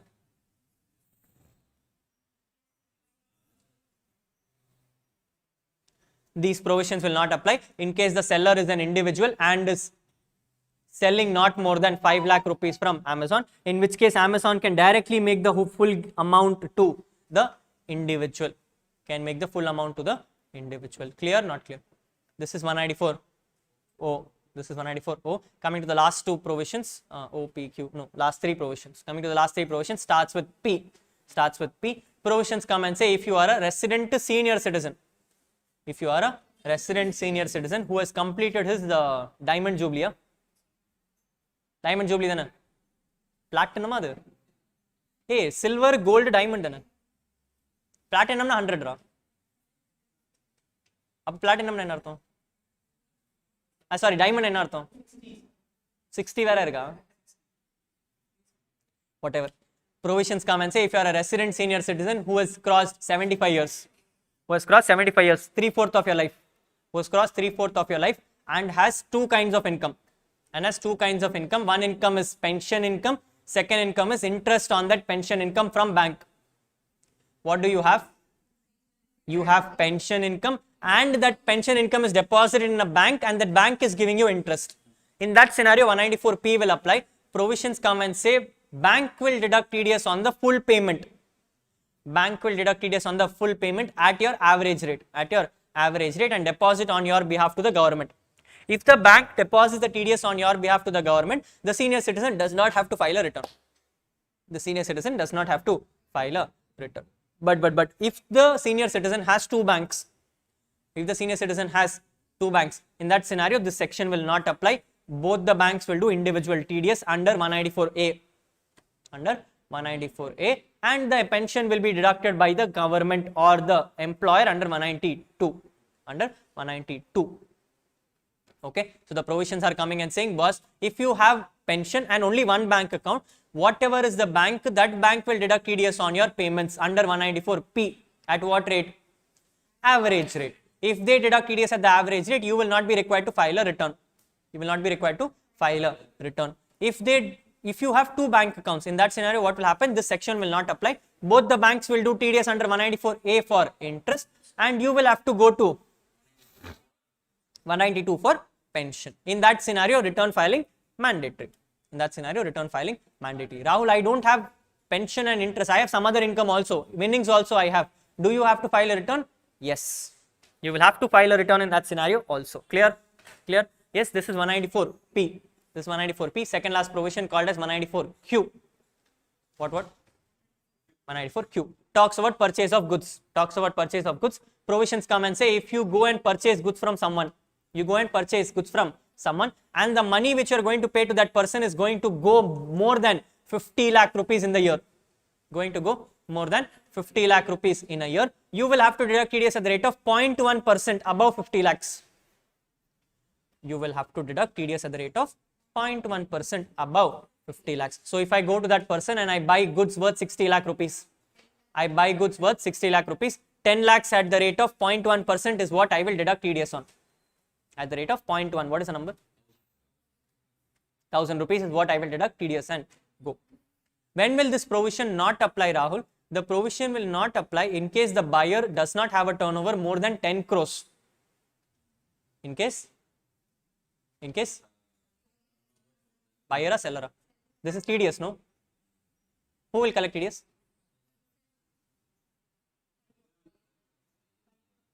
Who will deduct TDS? Buyer or seller?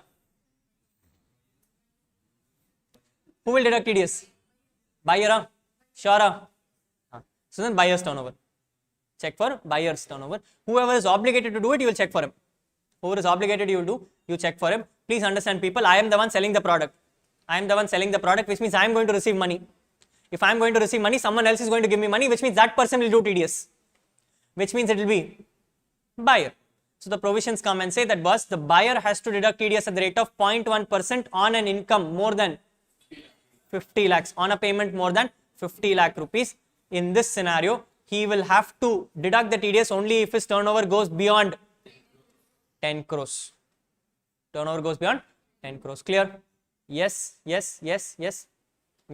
Next provision is your last provision, an amendment provision for the current year called as 194R. Comes into hijacker. Meaning individual HUF less than the turnover will not be liable for this. This provision comes and says that if you are going to receive any kind of business benefit or a perquisite, what are you going to receive?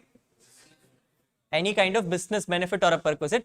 Before the person distributes this benefit or a perquisite, he will deduct TDS from you at the rate of 10%. Provided the limit goes beyond 20,000 rupees. Clear?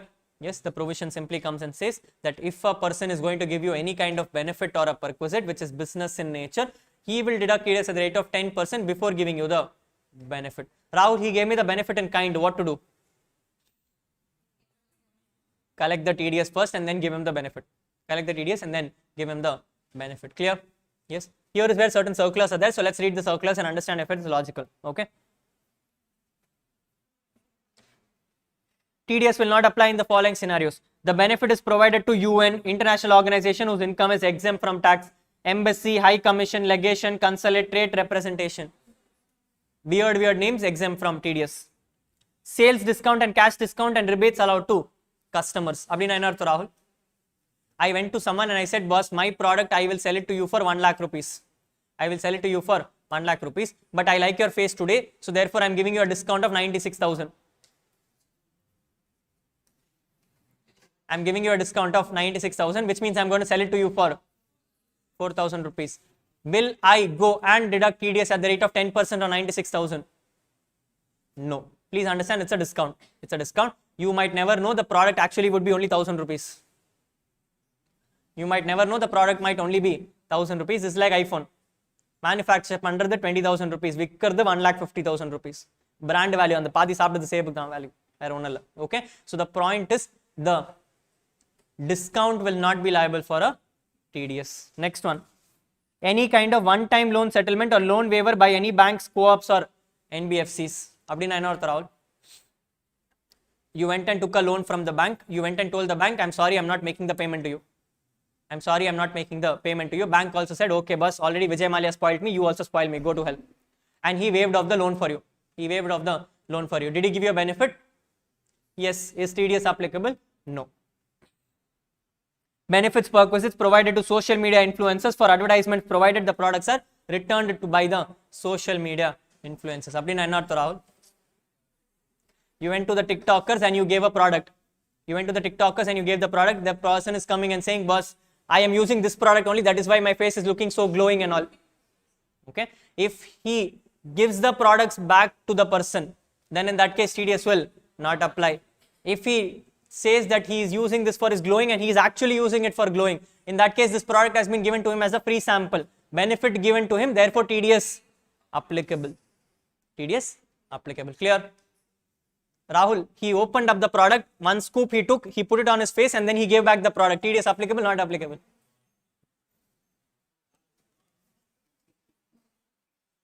புரிஞ்சுதா? புரியலையா? புரியலையா? It's a fairness cream ma. It's a fairness cream. That person on TikTok went, opened up the fairness cream, took a scoop, put it on his face and then gave back the product to the customer, to the owner itself. Will the owner deduct TDS on this? Why?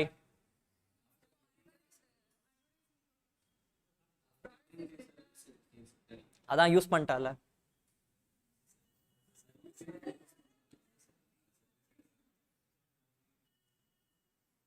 என்னடா not complete யூஸ்னா என்ன அர்த்தம்? என்னடா ஒரு அட்வர்டைஸ்மெண்ட்ல அப்படியே எடுத்துட்டு அப்படியே போட போறியா? What, you will empty the bottle that day, sir?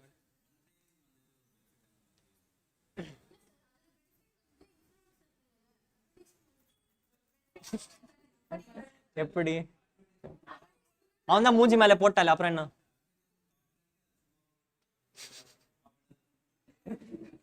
Fair enough.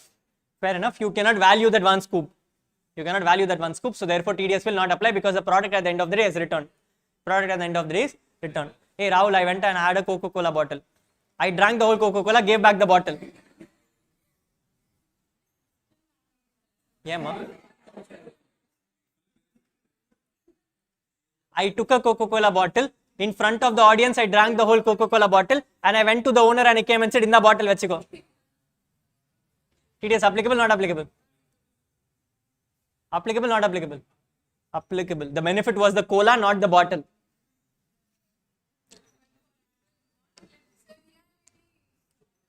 It is applicable. Try பண்ணிருக்கியா நீ? TikTokல ஆர்டர் இருக்கியா? அப்புறம் எப்படி தெரியும் உனக்கு? It is applicable. The only reason it will not apply is because Coca-Cola will not be more than 20,000 rupees. That is the only reason it will not apply. The only reason it will not apply is because the Coca-Cola will not be more than 20,000 rupees. Otherwise, applicable. Otherwise, applicable. If at all, it's an advertisement for a beer bottle, a big high shot wine. You know, the bottle itself cost 1,50,000 rupees. In that case, you drank the whole bottle, gave back the bottle and came and said, boss, no TDS. Definitely TDS will apply. No second thoughts about it. Okay? Okay? Next one. Expense incurred in a business dealer conference held with the objective of educating the dealer or customer of the product. What is happening? Huh? Making awareness. Basically, you have launched a new product. Let's say tomorrow Samsung Galaxy is going to come or Apple iPhone is going to come. You will see that the conference will have a lot of dealers. They will be called from all over the world. For those people, you are giving some benefits. What is the benefits? Calling them here, making them stay, giving them food and everything. Will that be a benefit? Yes. Will TDS apply on them? No. But you went and you told that person, but the product conference is only from 17th October to 21st October. 17th October to 21st October. He came and said, boss, if you want me to come for the for the conference, I will call my wife along with 2 kids also. I will call my wife and 2 kids also. From that 17th to 21st, he was staying. Wife and 2 kids were also staying. Wife and 2 kids were also staying. TDS applicable, not applicable? Applicable on whom? For the benefit which the wife and the 2 kids derive. For the benefit, the wife and the 2 kids derived. Option number 2. He came and said conference is from 17 to 21st. I went and said, if you want me to come, I will come on 12th itself. I will come on 12th itself. I will leave on 30th only. I will leave on 30th only. Will TDS apply? Yes. For 12 to 16 and 22 to 30th, TDS will apply. 17 to 21, TDS will not apply. Clear? This is a lot logical, you don't have to explain anything. Benefit perquisite provided to individual participant in a group activity. அப்படினா என்ன அர்த்தம்?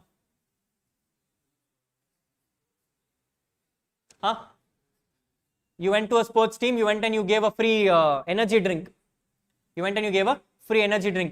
Before giving the free energy drink, will you go to that Virat Kohli and come and say, first நீ TDS கொடு, அதுக்கப்புறம் தான் energy drink கொடுக்க முடியும்? Allowed, not allowed? They came and said, boss, in that scenario, disallow the whole expense. Disallow the whole expense and then no TDS for you. Disallow the whole expense and no TDS for you. Next one. Expense incurred by pure agent as reimbursed by the recipient. அப்படினா என்ன அர்த்தம்?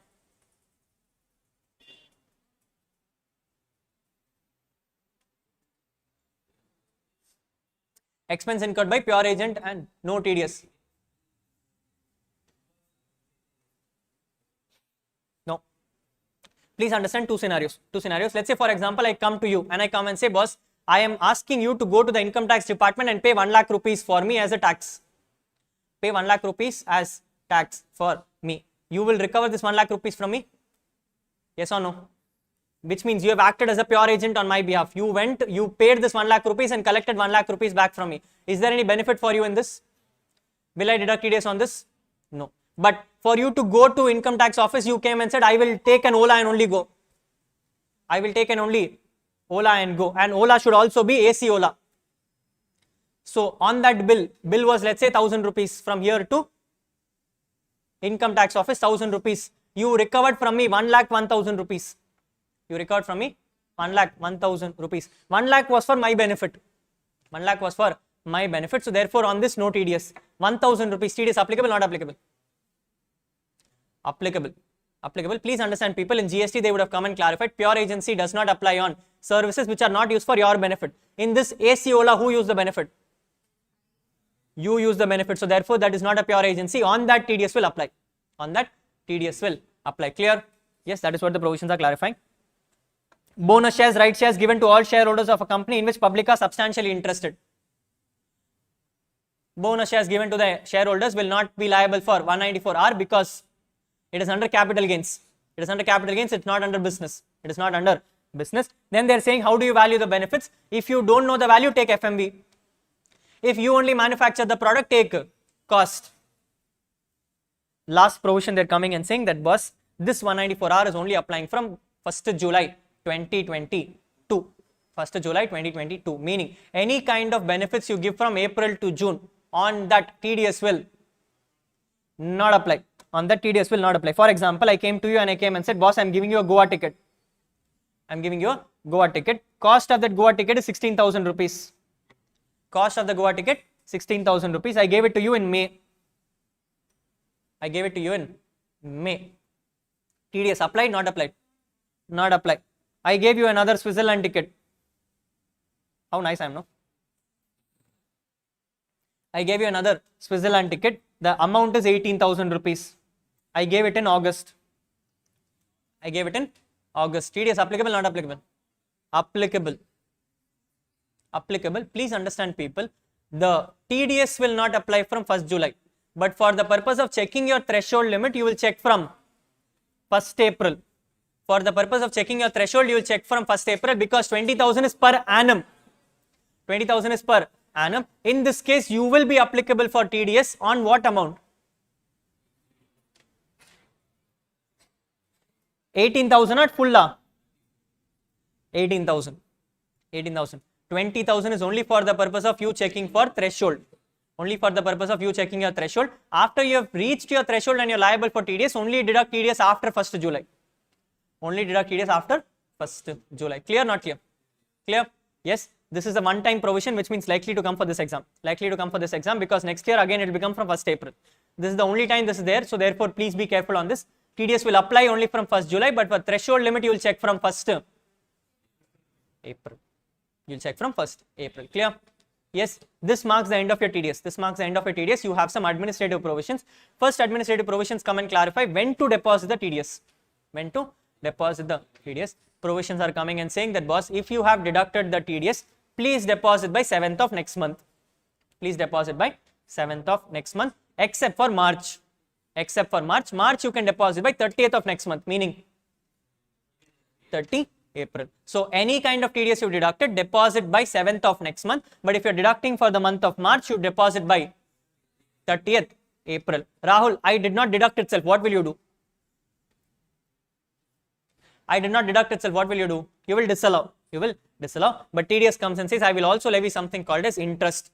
I will also levy something called as interest. Provisions come and say, if you failed to deduct TDS, if you failed to deduct TDS, I will levy interest at the rate of 1% per month or part thereof. 1% per month or part thereof from the date on which you were supposed to deduct TDS.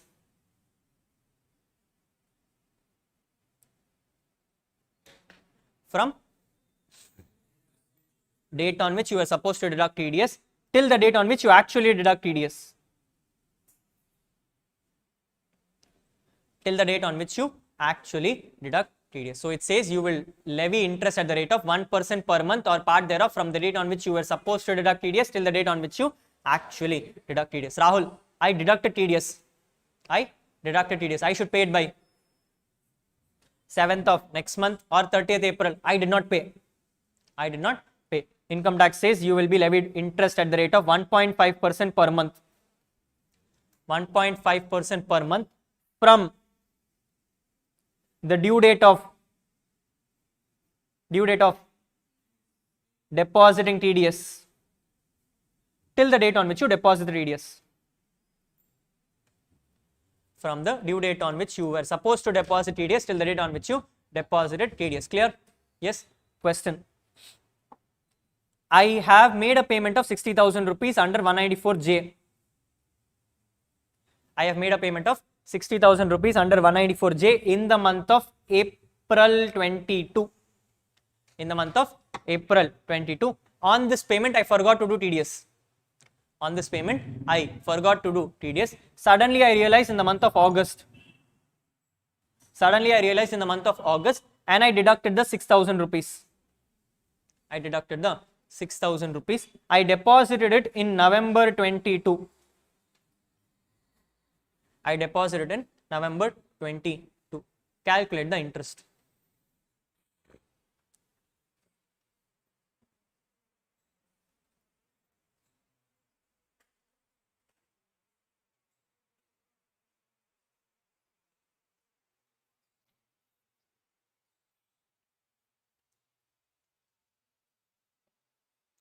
How do you calculate, people? First time you forgot to deduct. First time you forgot to deduct. How much did you forget to deduct? 6,000. So you will levy interest at the rate of 1% on 6,000 into how many months? April, May, June, July, August. Did you deduct in August? Yes. So therefore for 5 months. Number is 300.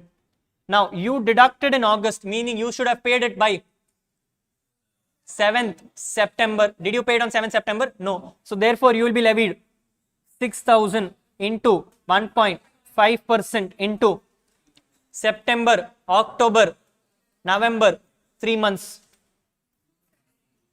to total interest. Total interest 570. Clear? Clear? Any doubts? No? This is how your TDS will work. This is how your TDS will work. This is how the interest on TDS will work. You will levy at the rate of 1% from the date of deduction till the date on which you deducted, and 1.5% from the due date of deposit till the date on which you deposited. Yes? Yes? This marks the end of your TDS. This marks the end of your TDS. You have one small thing called as TCS. You have one small thing called as TCS, meaning tax collected at source. What happens in TDS and TCS? In TDS, you are the buyer. You are the buyer and there is a seller. You are the buyer and there is a seller. Buyer is going to buy the goods, correct? Buyer is going to buy the goods. Seller is going to receive the payment. Seller is going to receive the payment. In this case, who will deduct TDS? Who will deduct TDS? TDS, not TCS. Who will deduct TDS? Buyer will deduct TDS before making the payment, correct? So, what will buyer do? Buyer on this payment will deduct TDS and make the payment. Let's say, for example, the payment is 100 rupees.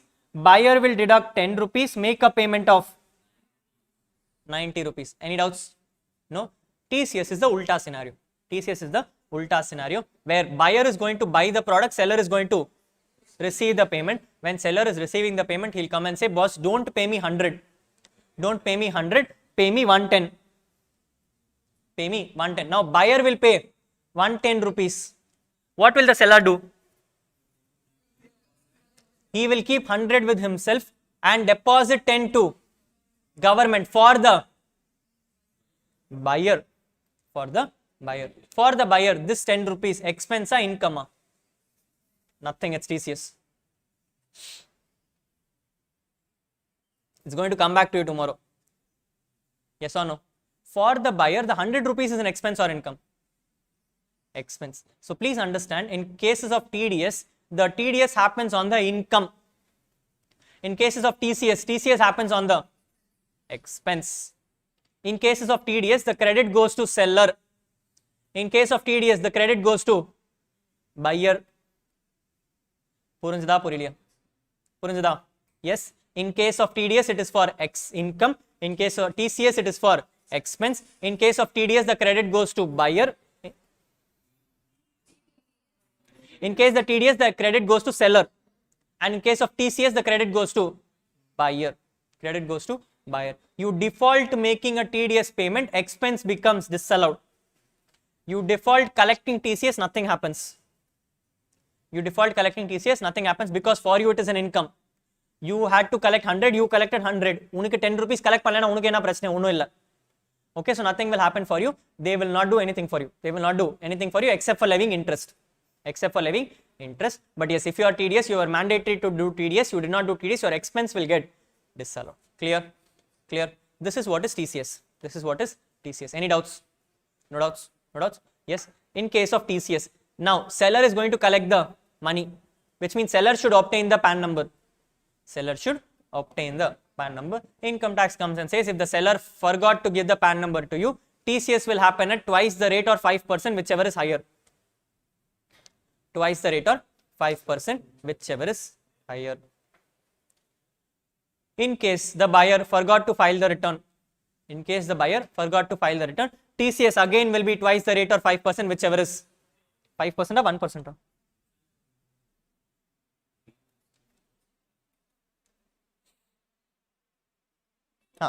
Twice the rate or 5%, whichever is higher. So, in case of TCS, whether you don't give PAN number or you don't give return, both the scenarios it is twice the rate or 5%, whichever is higher. But in case of TDS, it is twice the rate or 5% for return and actual rate or 20%, whichever is higher for PAN numbers. Clear? Yes. Please remember the rates. As such, TCS is not relevant for exam. In your syllabus itself, they have come and clarified TCS is more of an academic view for you. TCS is more of an academic view for you, not relevant for exam. Some questions here and there have been tested in the past. That is what I will discuss with you. Okay. So what are the rates in TCS? They have come and say, boss, any kind of hazardous products is covered under TCS. What is the first product? Alcoholic liquor for home consumption. Wherever whoever is selling alcoholic liquor will have to collect 1%. If you are selling tendu leaves, what is tendu leaves? Items which are used for making cigarettes. You will collect 5%.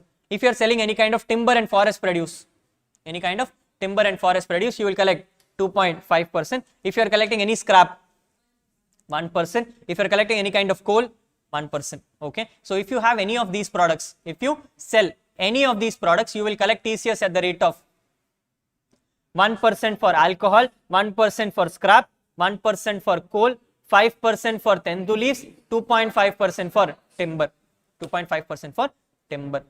Yes. Next they are coming and saying, if you have a toll parking, what do you have? If you have a toll parking under your name and you give this toll parking to someone else, you give this toll parking to someone else, when the person makes a payment, he will have to make an additional payment of 2% to you. He will have to make an additional payment of 2% to you if you give someone your toll park. If you give someone your toll park. And the last and the most useless provision, they come and say, if you sell someone motor vehicle, what do you sell? Motor vehicle. If you are selling someone motor vehicle and the motor vehicle is treated luxury, then on that also the person has to pay you 1% as TCS. The person has to pay you 1% as TCS. What is luxury for income tax? 10 lakhs. What is luxury for income tax? 10 lakhs. If the motor vehicle goes beyond 10 lakh rupees, the value of the motor vehicle you will have to pay 1%. Value of the motor vehicle you will have to pay 1%. Clear? Not clear? Clear? Rahul, question to you. I have bought a BMW right now worth 50 lakh rupees. I have bought a BMW worth 50 lakh rupees.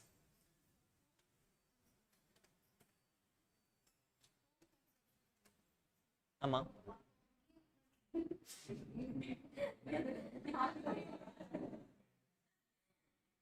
Valid point. Valid point. So one of our friends for YouTube, one of our friends are asking, home consumption meaning வீட்டுக்கு போயிட்டு சாப்பிட்டாதா home consumption இல்ல அங்க போய் குடிச்சாலே home consumption. What do you think? Home consumption means personal purpose. Home consumption means personal purpose. If you are going to consume it for personal purpose, it is called as home consumption. Which means you stand there and drink it, you break it on someone's head also, I don't mind. Okay, you go and break it on someone's head also, 1% will apply on you. Okay, as long as you take it for your personal purpose. As long as you take it for personal purpose. Clear? இது முடிச்சதுக்கு அப்புறம். Done? Done? Anyway, we are done with this. After this, we only need to discuss questions. That's all. Okay? Yes. Yeah, motor vehicle. So the provisions come and say, if you have a motor vehicle and the purchase of the motor vehicle is more than 10 lakh rupees, you will collect TCS. You will collect TCS at the rate of 1%. Question to you. What has happened is I have had a motor vehicle. I have purchased a motor vehicle BMW for 50 lakh rupees. Whether 194Q will apply or this 206C will apply.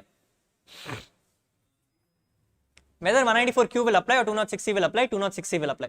206C will apply. Provisions come and say that boss 194Q, which is talking about purchase of goods, will not apply in case any other section is applicable. Will not apply in case any other section is applicable. Here any other section is already applicable, therefore that will not apply. Therefore that will not apply. Rahul, what I did is I went and I purchased 6 motor vehicles. Listen. I went and I purchased 6 motor vehicles. All motor vehicles are 8 lakh rupees each. All motor vehicles are 8 lakh rupees each. Did 206C apply? Because per vehicle less than 10 lakhs. In that case, can 194Q apply? No. Multiply.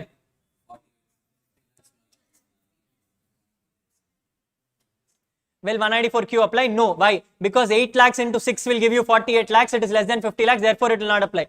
Let's change the question. Make it 8. Now 194Q will apply on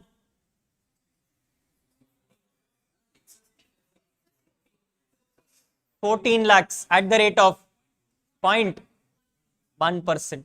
0.1%. So please understand 194Q does not apply if any other section is applicable. If any other section is not applicable as well, 194Q will apply. Clear? Yes. Questions like this is what will come in exam. So be careful about it. Per vehicle should go beyond 10 lakh rupees. TCS will apply. Per vehicle does not go beyond 10 lakh rupees. 194Q will apply provided it goes beyond 50 lakhs. Any doubts? No. Last leg of this provision, they are coming and saying that boss, TCS will not apply in case the buyer is a public sector company, government, local authority, embassy, high commission, legation, trade representation, etc. etc. There and all we learned about seller, now we are learning about buyer. Next they are coming and saying, if the seller, who is he? Seller. If the seller is having a turnover of less than 1 crore or profession of less than 50 lakhs. There we said hijacker case. There we look for buyer. Now we are looking for seller. If the seller is having a turnover less than 1 crore or 50 lakh rupees, then also TCS will not apply. Then they are coming and saying, if the buyer furnishes a declaration to the seller saying that the goods are going to be used for further processing. What is going to happen? Whatever products you purchase, that is going to be used for further processing. In that case, TCS will not apply. In that case, TCS will not apply, meaning you should be the final consumer. You should be the final consumer. If the buyer is the final consumer, seller will collect TCS. If the buyer is the final consumer, seller will collect TCS. If not, it will not collect TCS. Rahul, alcoholic liquor for home consumption can be used for further processing? No. Varthale irukku home consumption, which means that cannot be for further processing. What are the items for further processing? Timber, scrap, coal, all these items you are using for further processing, no TCS on it. No TCS on it. Balance items will be liable for TCS. Clear? Clear? Clear? Last item they are coming and saying, boss, when it comes to your motor vehicles, beyond 10 lakh rupees, TCS will apply in case of a motor vehicle only at retail level. Only at retail level, will not apply at dealer distribution. Meaning the final consumer should be the one. You should be the final consumer. If it is a dealer, what will happen? 194Q will apply. 194Q will apply. Next one, threshold limit of 10 lakhs has to be looked at individual purchases.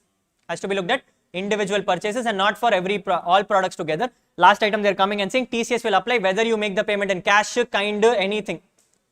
As long as you collect a motor vehicle from me more than 10 lakh rupees, I will collect TCS. I will collect TCS. Any doubts? No. Next provision comes and says, boss, if you are going to make any kind of foreign payments, what are you going to do? Make any kind of foreign payments. They have put a restriction on it. They have come and said, boss, if you are going to make a foreign payment more than 7 lakh rupees, what are you going to do? More than 7 lakh rupees. Whatever payment you make more than 7 lakh rupees will be liable for a TCS at the rate of 5%. Will be liable for a TCS at the rate of 5%. Meaning, let's say for example, I want to go for a education loan. Foreign education. I have a loan of 8 lakh rupees. So I go to my authorized dealer and I come and say, boss, this is 8 lakh rupees. Send it to my Harvard University. He will come and say, boss, hold. For 7 lakh rupees, I will not collect TCS. For the balance 1 lakh rupees, give me additional TCS. Only if I give him that additional TCS, will he let the 1 lakh rupees go outside. Elena, he will come and say, boss, I will collect the 5% from that 1 lakh itself. And the balance alone is what I will deposit. What are the rates? They are coming and saying it is 5%. But an exception given to you, they are coming and saying if you have taken it for education. Rate is 0.5. Okay. So they are coming and saying if you are sending this money outside India, tell me what is the purpose. If the purpose is for you to send for education, it is 0.5. If it is for any purpose other than education, it is 5. But no, hold. If you go and say, boss, I'm sending this money outside for travel. For what? Travel. You are going for an overseas travel. No limits for you. From rupee 1, I will collect 5%. Whether you directly do it from a travel agent or you do it from an AD banker. Tomorrow if you plan to go for an honeymoon foreign, please pay 5% TCS. Please pay 5% TCS extra to him. Then only you can go for a foreign trip. Not even 1 rupee is exempt. Every rupee you have to pay TCS. That money will be deposited in your credit and you can claim it as an credit. Yes. So the provisions come and say if you are sending your money outside India, tell me what is the purpose. If you tell the purpose is for education loan, I will come and say you can collect TCS at the rate of 0.5% above 7 lakhs. If you say no, it is not for education loan, but summa I am sending it out, then it is 5% above 7 lakh rupees. If you say no, I am sending this money outside for a overseas travel, they will say 0 threshold limit. Everything will be liable for 5%. Clear? Sorry. Everything will be liable for a 5% TCS. And the last provision for TCS is a copy paste of your 194Q. The last provision is a copy paste of your 194Q. Comes and says, boss, if you're comes and says that if you are going to sell products to someone, their Buyer was deducting TDS. There, buyer was deducting TDS. Here they are coming and saying seller will collect TCS. Seller will collect TCS at the rate of 0.1% above 50 lakhs. At the rate of 0.1% above 50 lakhs. Provided seller's turnover is more than 10 crores. Seller's turnover is more than 10 crores. Their buyer's turnover is more than 10 crores. Here seller's turnover is more than 10 crores. Rahul, both the buyer turnover is also more than 10 crores. Seller turnover is also more than 10 crores. Should you do 194Q or TCS? 194Q. TDS is more superior than TCS. TDS is more superior than TCS. Provisions come and say, boss, 194Q will not apply when any TCS applies, except for this section. What? TDS will not apply if any section is applicable, including TDS sections, except for this section. Except for this section. Appadina enna artham, Rahul? If both TDS and TCS is applicable, you will do TDS. You will do TDS, not do TCS. Rahul, what is the scenario when TCS will apply then? What is the scenario when TCS will apply then?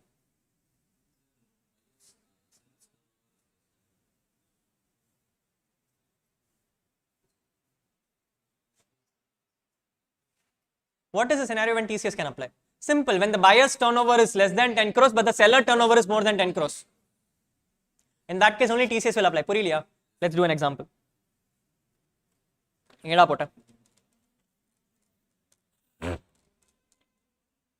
See this question. Yeah. See the question. Okay. You have both buyer and seller. You have both buyer and seller. You need to tell me which section is applicable. You need to tell me which section is applicable. Seller's turnover is given as 8 crores. Buyer's turnover is given as 6 crores. Will 194Q apply?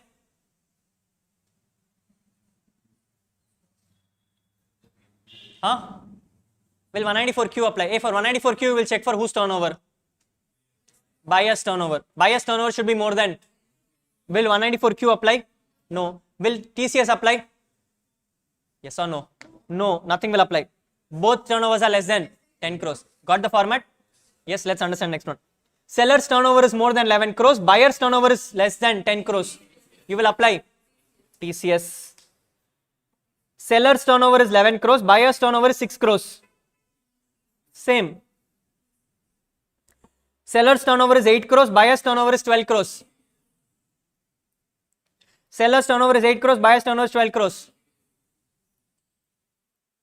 Seller turnover is 11 crores. Buyer turnover is 12 crores. TDS. Last one. TDS. Rahul, what is this extra TDS coming in? There are some special provisions for PAN numbers. If you recall, I told you, if the buyer does not get the PAN number from the seller, he has to do actual rate of 20%, whichever is higher. Here they have come and said if it is 194Q, rate itself was 0.1. Rate itself was 0.1. 0.1 length direct at 20% jump on a periya varth. So they came and said make it to 5. Make it to 5. Which means if the buyer does not get the PAN number from the seller, TDS will be at the rate of 5%. TDS will be at the rate of 5%. When you go to TCS, they came and said if the collector does not get the PAN number, TCS will be at 1%. TCS will be at 1%. Keeping that logic, now tell me the rates. First scenario, TDS, TCS both are not applicable, so ignore. Next scenario, what is happening? TCS is applying, which means seller has to collect from buyer.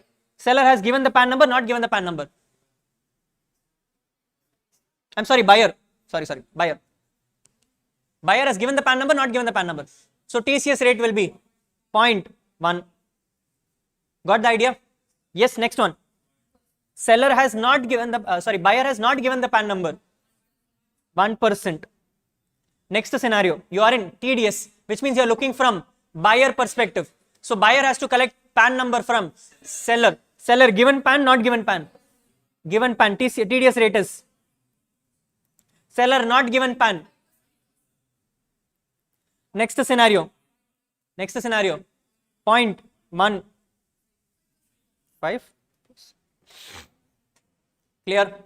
Clear?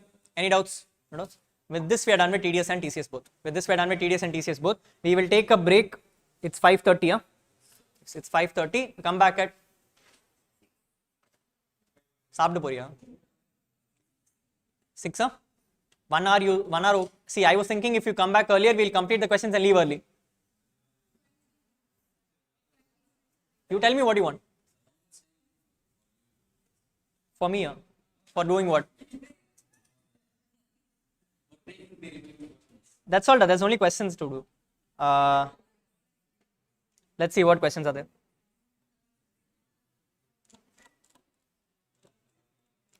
You can see question number 1 has about 39 questions. Question number 2, question number 3, 4, 5, 6. Assault in office. இதெல்லாம் பாஸ்டா complaint பண்ணா எப்படி தொத்துருவாங்க தெரியுமா?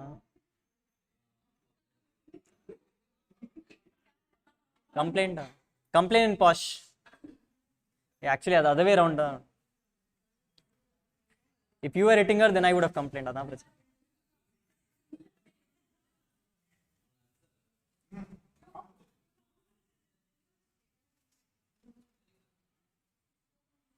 All right, shall we start? I think a quick update. Good news, maybe probably not. I see some hungry faces. I see some irritated faces. So we will try to complete by 6:05. 15 minutes, exactly 15 minutes. We'll be done with it. Okay, we'll try our best. I don't think it will take much time. Okay, by 6:05 we should be completed with the provisions. We'll exit after that. Okay. Let's see. See, my speed is fast. You have to understand. Adhaan prachana. Yeah. Anyway, let's try our best and understand how we can understand. Okay, it's not going to take much of time. Just to give you an update, people, the questions which you see on the board is basically all the questions which has ever been tested in TDS till date. Okay, all questions which has ever been tested in TDS till date, except for those amendments and all those things, obviously speaking, right? So, in case you feel like you don't want to read the main sections, you want to just read the questions, you can might as well do this and also go. But it's never lose the essence of the provisions. It's not about you mugging up the questions and going and writing the answers. It's about you understanding the provisions. So if you feel like too much of provisions to read in your concept books, you can read the questions and also go.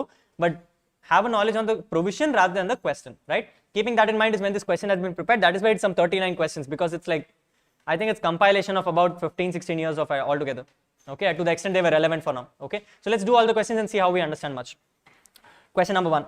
You're required to examine the TDS implications in the following cases. On 1st October 2022, Mr. Harish, age 45 years, made a 6 months FD of 10 lakh rupees at 9% per annum with ABC Cooperative Bank. The fixed deposit matured on 31st March 2023. So what is happening? You have Mr. Harish who has taken a 6 months FD from a bank. Okay, that bank is giving you what? You have interest of 9%, which means you are in TDS or TCS. You are in TDS 194. You're in 194A. In 194A, they're coming and saying you have taken a 10 lakhs worth of FD, 6 months FD, 9% is the interest. Can someone tell me what is the interest which will come?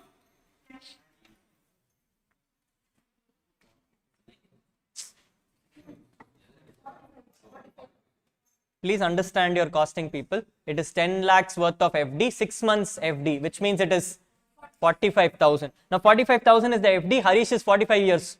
Harish is 45 years. Will TDS apply, not apply? Will TDS apply, not apply? It will apply because for non-resident it is 40,000 limit. Non-resident is 40,000 limit. TDS will be at the rate of 10%. Therefore, TDS is 4,500. From exam perspective, if you want to attempt TDS, you have 3 rules. Rule number 1, write the provision. Rule number 2, write the analysis. Rule number 3, mention what is the TDS. Rule number 3, mention what is the TDS. So you need to say, as per section 194A, for an individual who has made an FD with the bank, TDS will be at the rate of 10% provided the number is more than 40,000 rupees. In this case, the interest will be coming to 45,000, which is exceeding the threshold limit, and therefore TDS under 194A will apply. TDS amount to be deducted is 45,000 into 10%, 4,500. This is the mark. Clear? Yes. Next one. On 1st June 2022, Ganesh, age 35 years, made 3 9 months fixed deposits of 3 lakhs each. He has made 3 9 months FDs. 3 9 months FDs carrying 9% interest with Dwarka branch, Janakpuri branch, Rohini branch. Made with Dwarka, Janakpuri and Rohini branch, bank which has adopted CBS. Should you merge? Not merge. Merge. Merge together 3 lakhs each deposit. Total deposit is 9 lakh rupees. 9 lakh rupees into, what is the interest rate?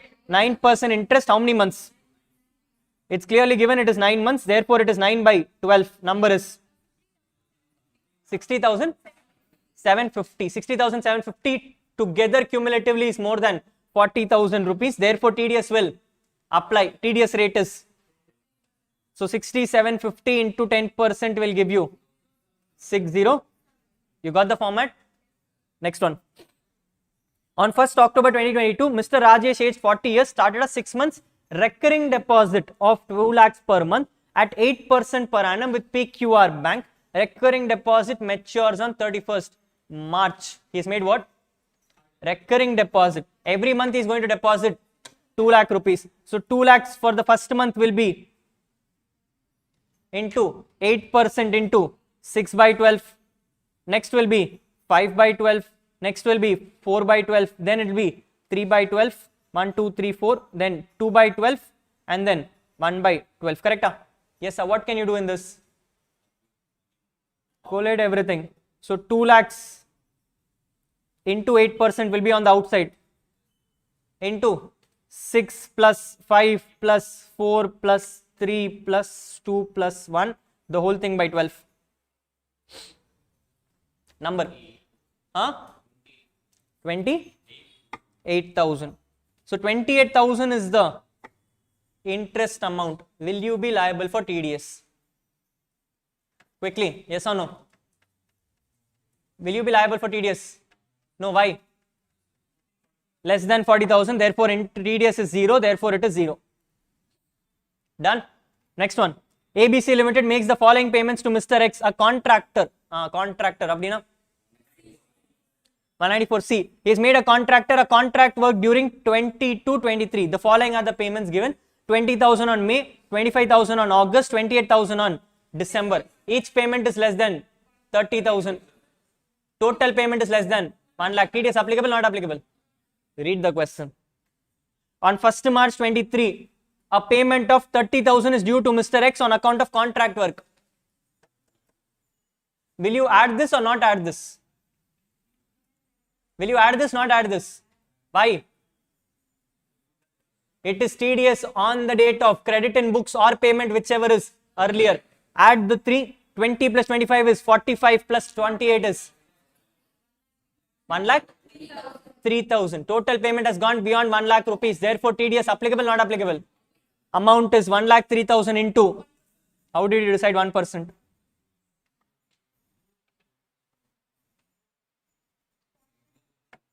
Contract has 2 rates. 1% or 2%? How did you decide? Who's making the payment? ABC is making. Who's receiving the payment? Will you look at the receiver or the payer? Receiver.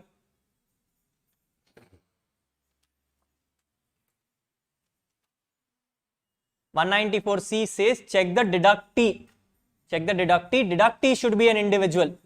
Deductee should be an individual. In this case, Mr. X is the contractor who's an individual. Therefore, it is 1%. Yes or no? Next one. Moon TV television channel made payment of 50,000 to a production house for production of a program for telecasting as per specifications given by the channel. The copyright of the program is also transferred to Moon TV. Basically, advertisement, you have given specifications. TDS applicable, not applicable? A specification kurta applicable or not applicable? Applicable. Examine whether the implications if the payment was made by Moon TV for acquiring telecasting content already produced. Not applicable. I told you, no, if it is something which is off the shelf, it is not applicable. Something which you are making them work on, it is 194C.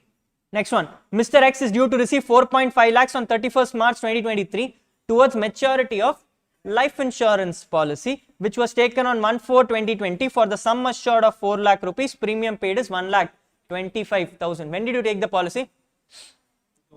2020. Premium you can maximum pay is 10%. Sum assured is 4 lakhs into 10% will give you. You paid premium of taxable exempt. Taxable or exempt? taxable. Did you receive more than 1 lakh rupees in the current year? Yes, you receive 4.5 lakh rupees, which means TDS will apply at the rate of 5% on income. 5% on income. What is the number? How much premium have you paid? Every year you paid 1,25,000 starting from 2020. So 2020, 21, 22, 23. 4 years. Yes or no? 4 years or 3 years? 3 years. It was matured on 31st March 23, which means it is for 3 years. 1,25,000 into 3 years is 3,75,000. How much did you receive in hand? You received 4.5, you have paid 3.75. Income is 75 at the rate of, number is, hey, clear, not clear? Clear? Next one. Y is a resident due to receive 3.25 lakhs on 31st March. LIC policy taken on 31st March 2012. Sum assured is 3 lakhs. Annual premium is 30,100 rupees. When have you taken the policy? 2012. Maximum premium you can pay 20%. 3 lakh into 20% will become 60,000. You paid premium of 30,100. Taxable, exempt. TDS applicable, not applicable? Clear?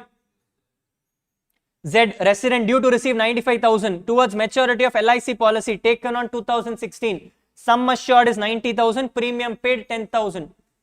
Sum assured is 90,000. You can make a premium of 10%, which means 9,000. You paid premium of taxable, exempt.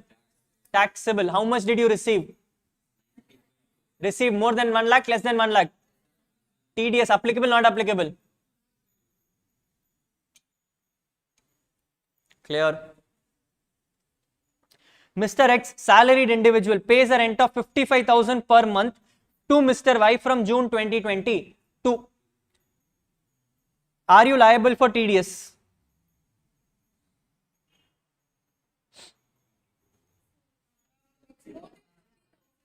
You are in 194 IB. Why? Because you are a salaried individual, which means your business turnover is not there, which means 194I will not apply. If 194I does apply, you will go to 194IB. In 194IB, the limit is 50,000 per month. This is 55,000 per month. TDS applicable, not applicable? Applicable. What is the number? 55,000 into 5% into how many months, people? 10 months. Why? April, May, ignore pana, 10 months. June, number is 27,500. You will deduct this 27,500 when? Every month, last month, 31st March. You will deduct on 31st March. Next question. Would your answer change if Mr. X vacated the property on 31st December? Would your answer change? Yes. Why? Rent will fall 55,000 into 5% into June, July, August, September, October, November, December, January. December, 7 months. Number is 19. This will be deducted when?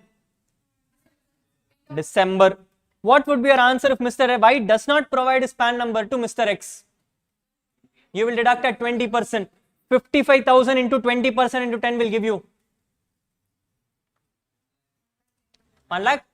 Do you have 1,10,000 to give in month of March? In March, how much is the rent? 55. How much they are asking to deduct TDS? 1,10,000. Can you deduct 1,10,000? Which means you will deduct only 55 fully. You deduct 55 fully. Option number 2. If you vacated on December, it is 55,000 into 20% into 7. 55,000 into 20% into 7. Number is 77,000. You have only paid rent of 55. They are asking you to deduct. You will deduct. That's all is the answer. So in both the options, you will deduct TDS of 55,000 and leave it there. You leave it there. Done.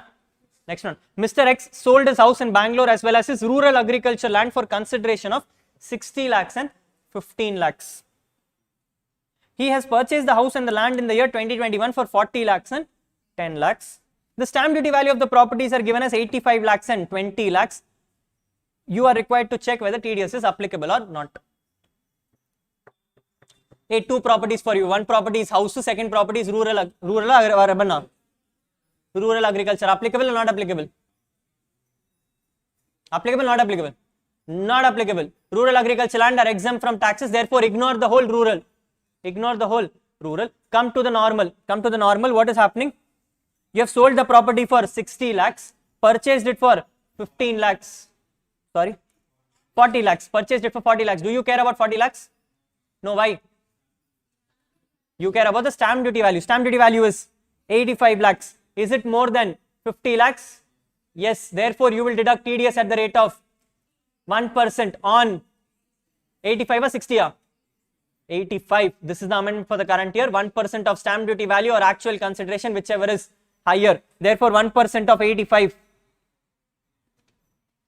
Number is 85,000. Clear?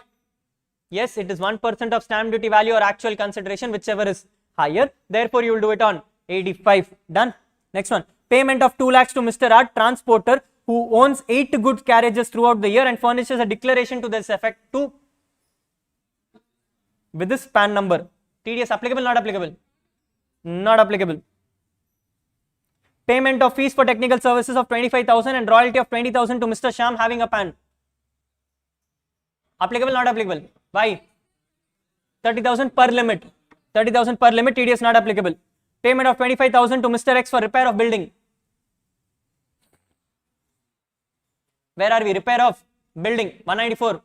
C. Applicable, not applicable? Not applicable.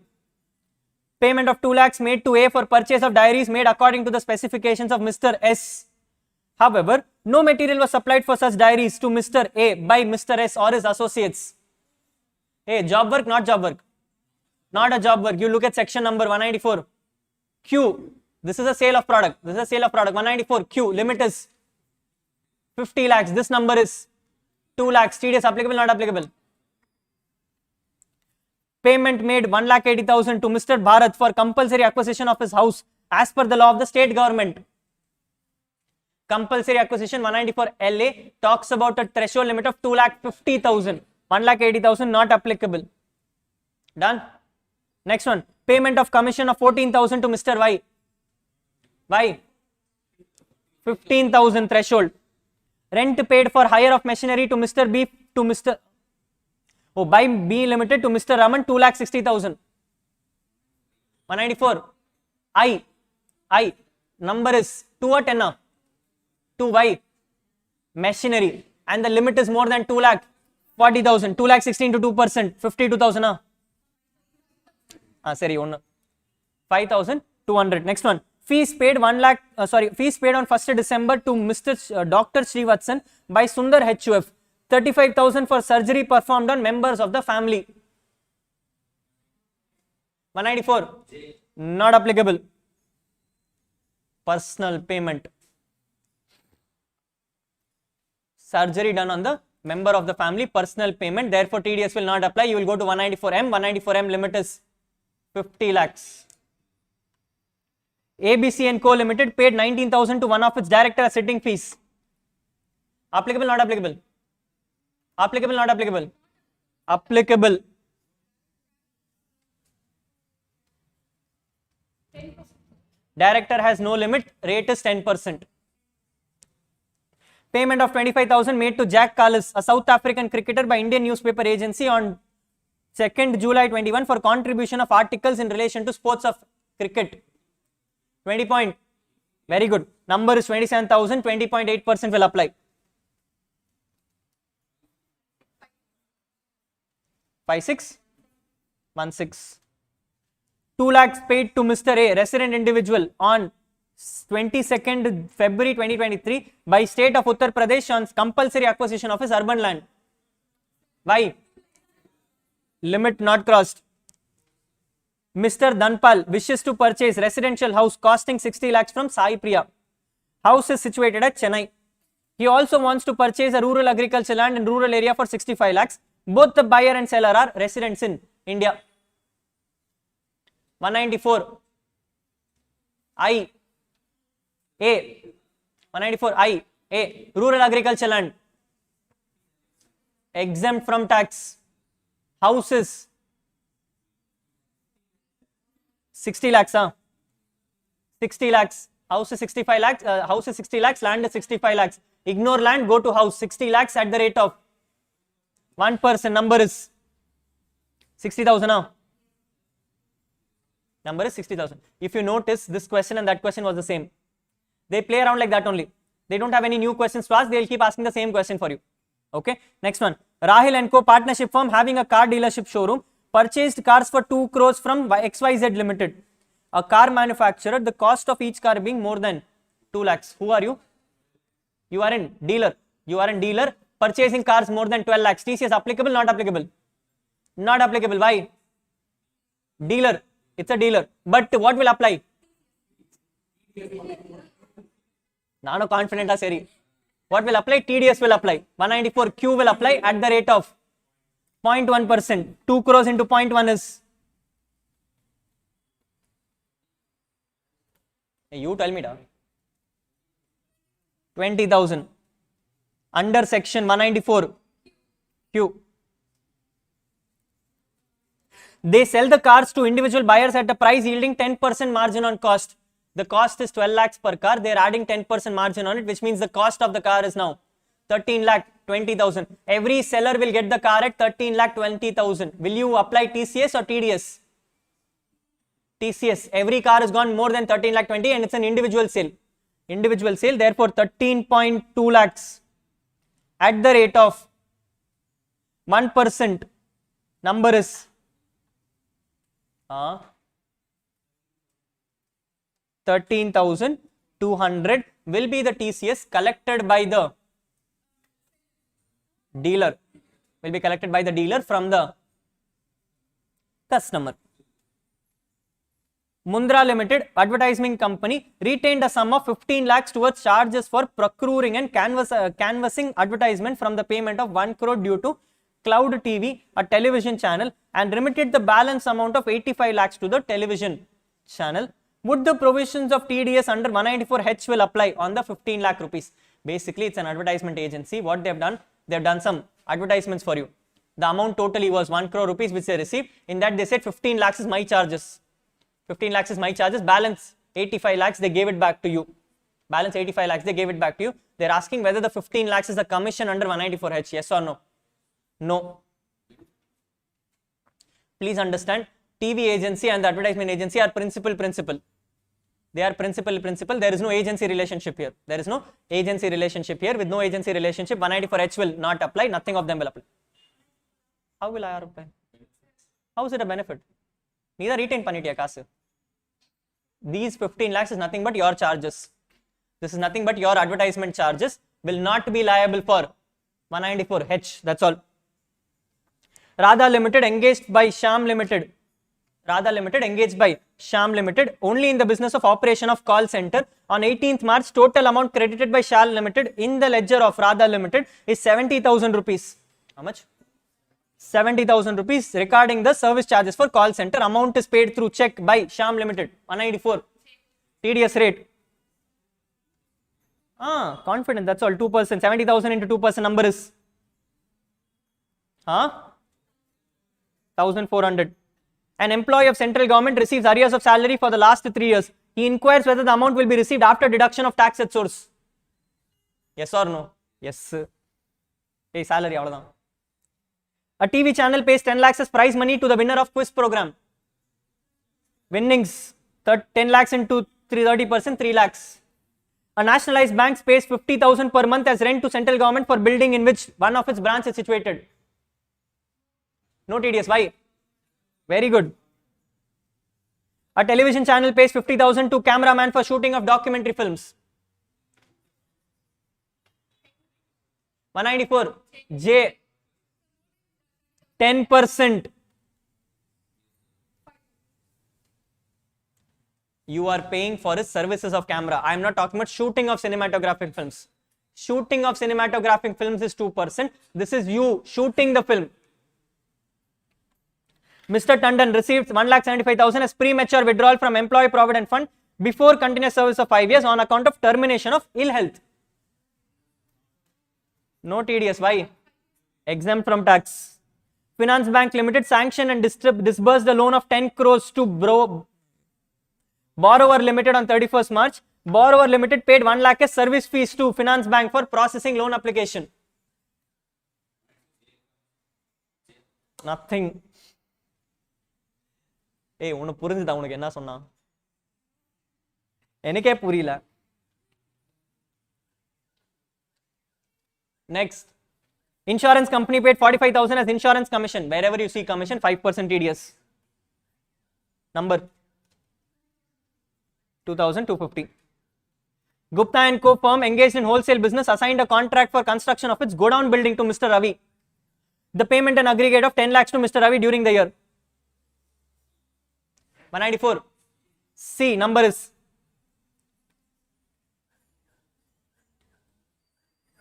rate ra. Why 1%? Who is the person? Ravi. Ravi is an individual, therefore 1%. 10 lakhs into 1% will give you. Y and Co engaged in real estate, conducted lucky dip, gave Maruti car worth 5 lakhs to prize winner. TDS not applicable, correct? Hey, car ra.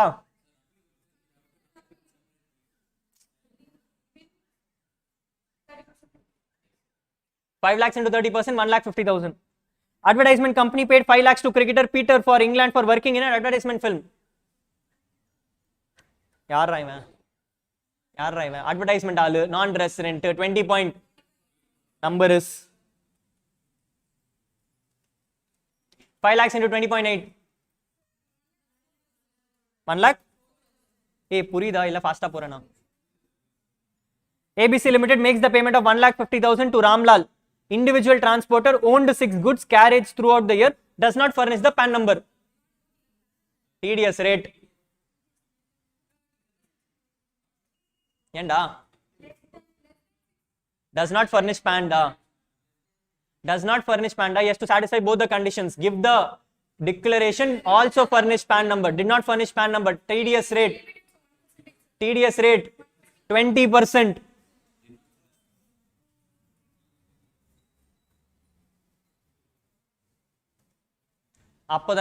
If you do not give a PAN number, maximum rate of 20% will apply. Sarita paid 5,000 on 17th April to Srimati Deepa for deposit in National Savings Scheme.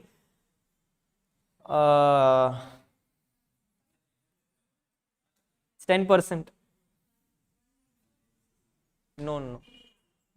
There is a section called 194EE, not a part of your syllabus. 194EE, not a part of syllabus. That's provision come and say NSC account la vechittu TDS ku you will deduct TDS at 10%. I think this question came about some 8 years back. I forgot to remove it. Ignore it. Mr. Marwa, aged 80 years, hold 6 and IOU.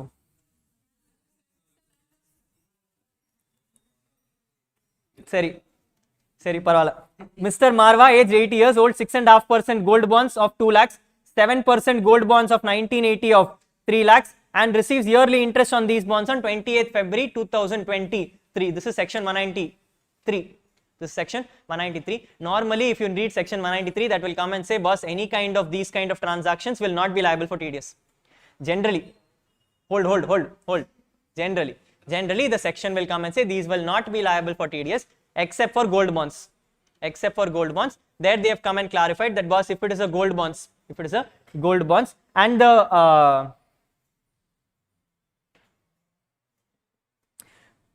if it is a gold bond and the interest on these gold bonds go beyond 10,000 rupees, then TDS is applicable. Okay, once in a lifetime question. It came somewhere 6 years back, I think 6 or 7 years back. Okay, once in a lifetime question. Worst of the questions. From exam perspective, it will not come. Going forward, it will never come. But okay, the provision is there. Provision says the interest should be more than 10,000 rupees. Multiply and tell me. 2 lakhs into 6.5% will give you 13,000. And 3 lakhs into 7% will give you 21,000. So both are liable for TDS at the rate of 10%. Therefore, add both, multiply by 10%. Number will become 34,000 into 3,400. Last question. Mr. AG Private Limited, MSAG Private Limited took a loan of 50 lakhs from Haridas. It credited interest of 79,000 payable to Haridas on previous year 21-22 on 31st March 2023. Mr. AG Private Limited is not liable to tax audit. TDS will apply. Yeah, ma. Why no TDS? Who is subject to tax audit? Who is the deductor? In the provision, who is subject to tax audit? Individual and HUF. Who is the deductor here? Company. Who is the deductor here? The deductor is a company, not an individual or a HUF. So even if he is not liable for tax audit, he still has to follow the provisions of 194. Okay, clear? Yes. Balance questions are very small questions. We'll do tomorrow. We'll do it tomorrow. Balance questions, small questions, we'll do it tomorrow. Okay. We'll start with these 4 questions. Then we'll do the updated return provisions for half an hour. And then we'll go into, with that we'll end the batch.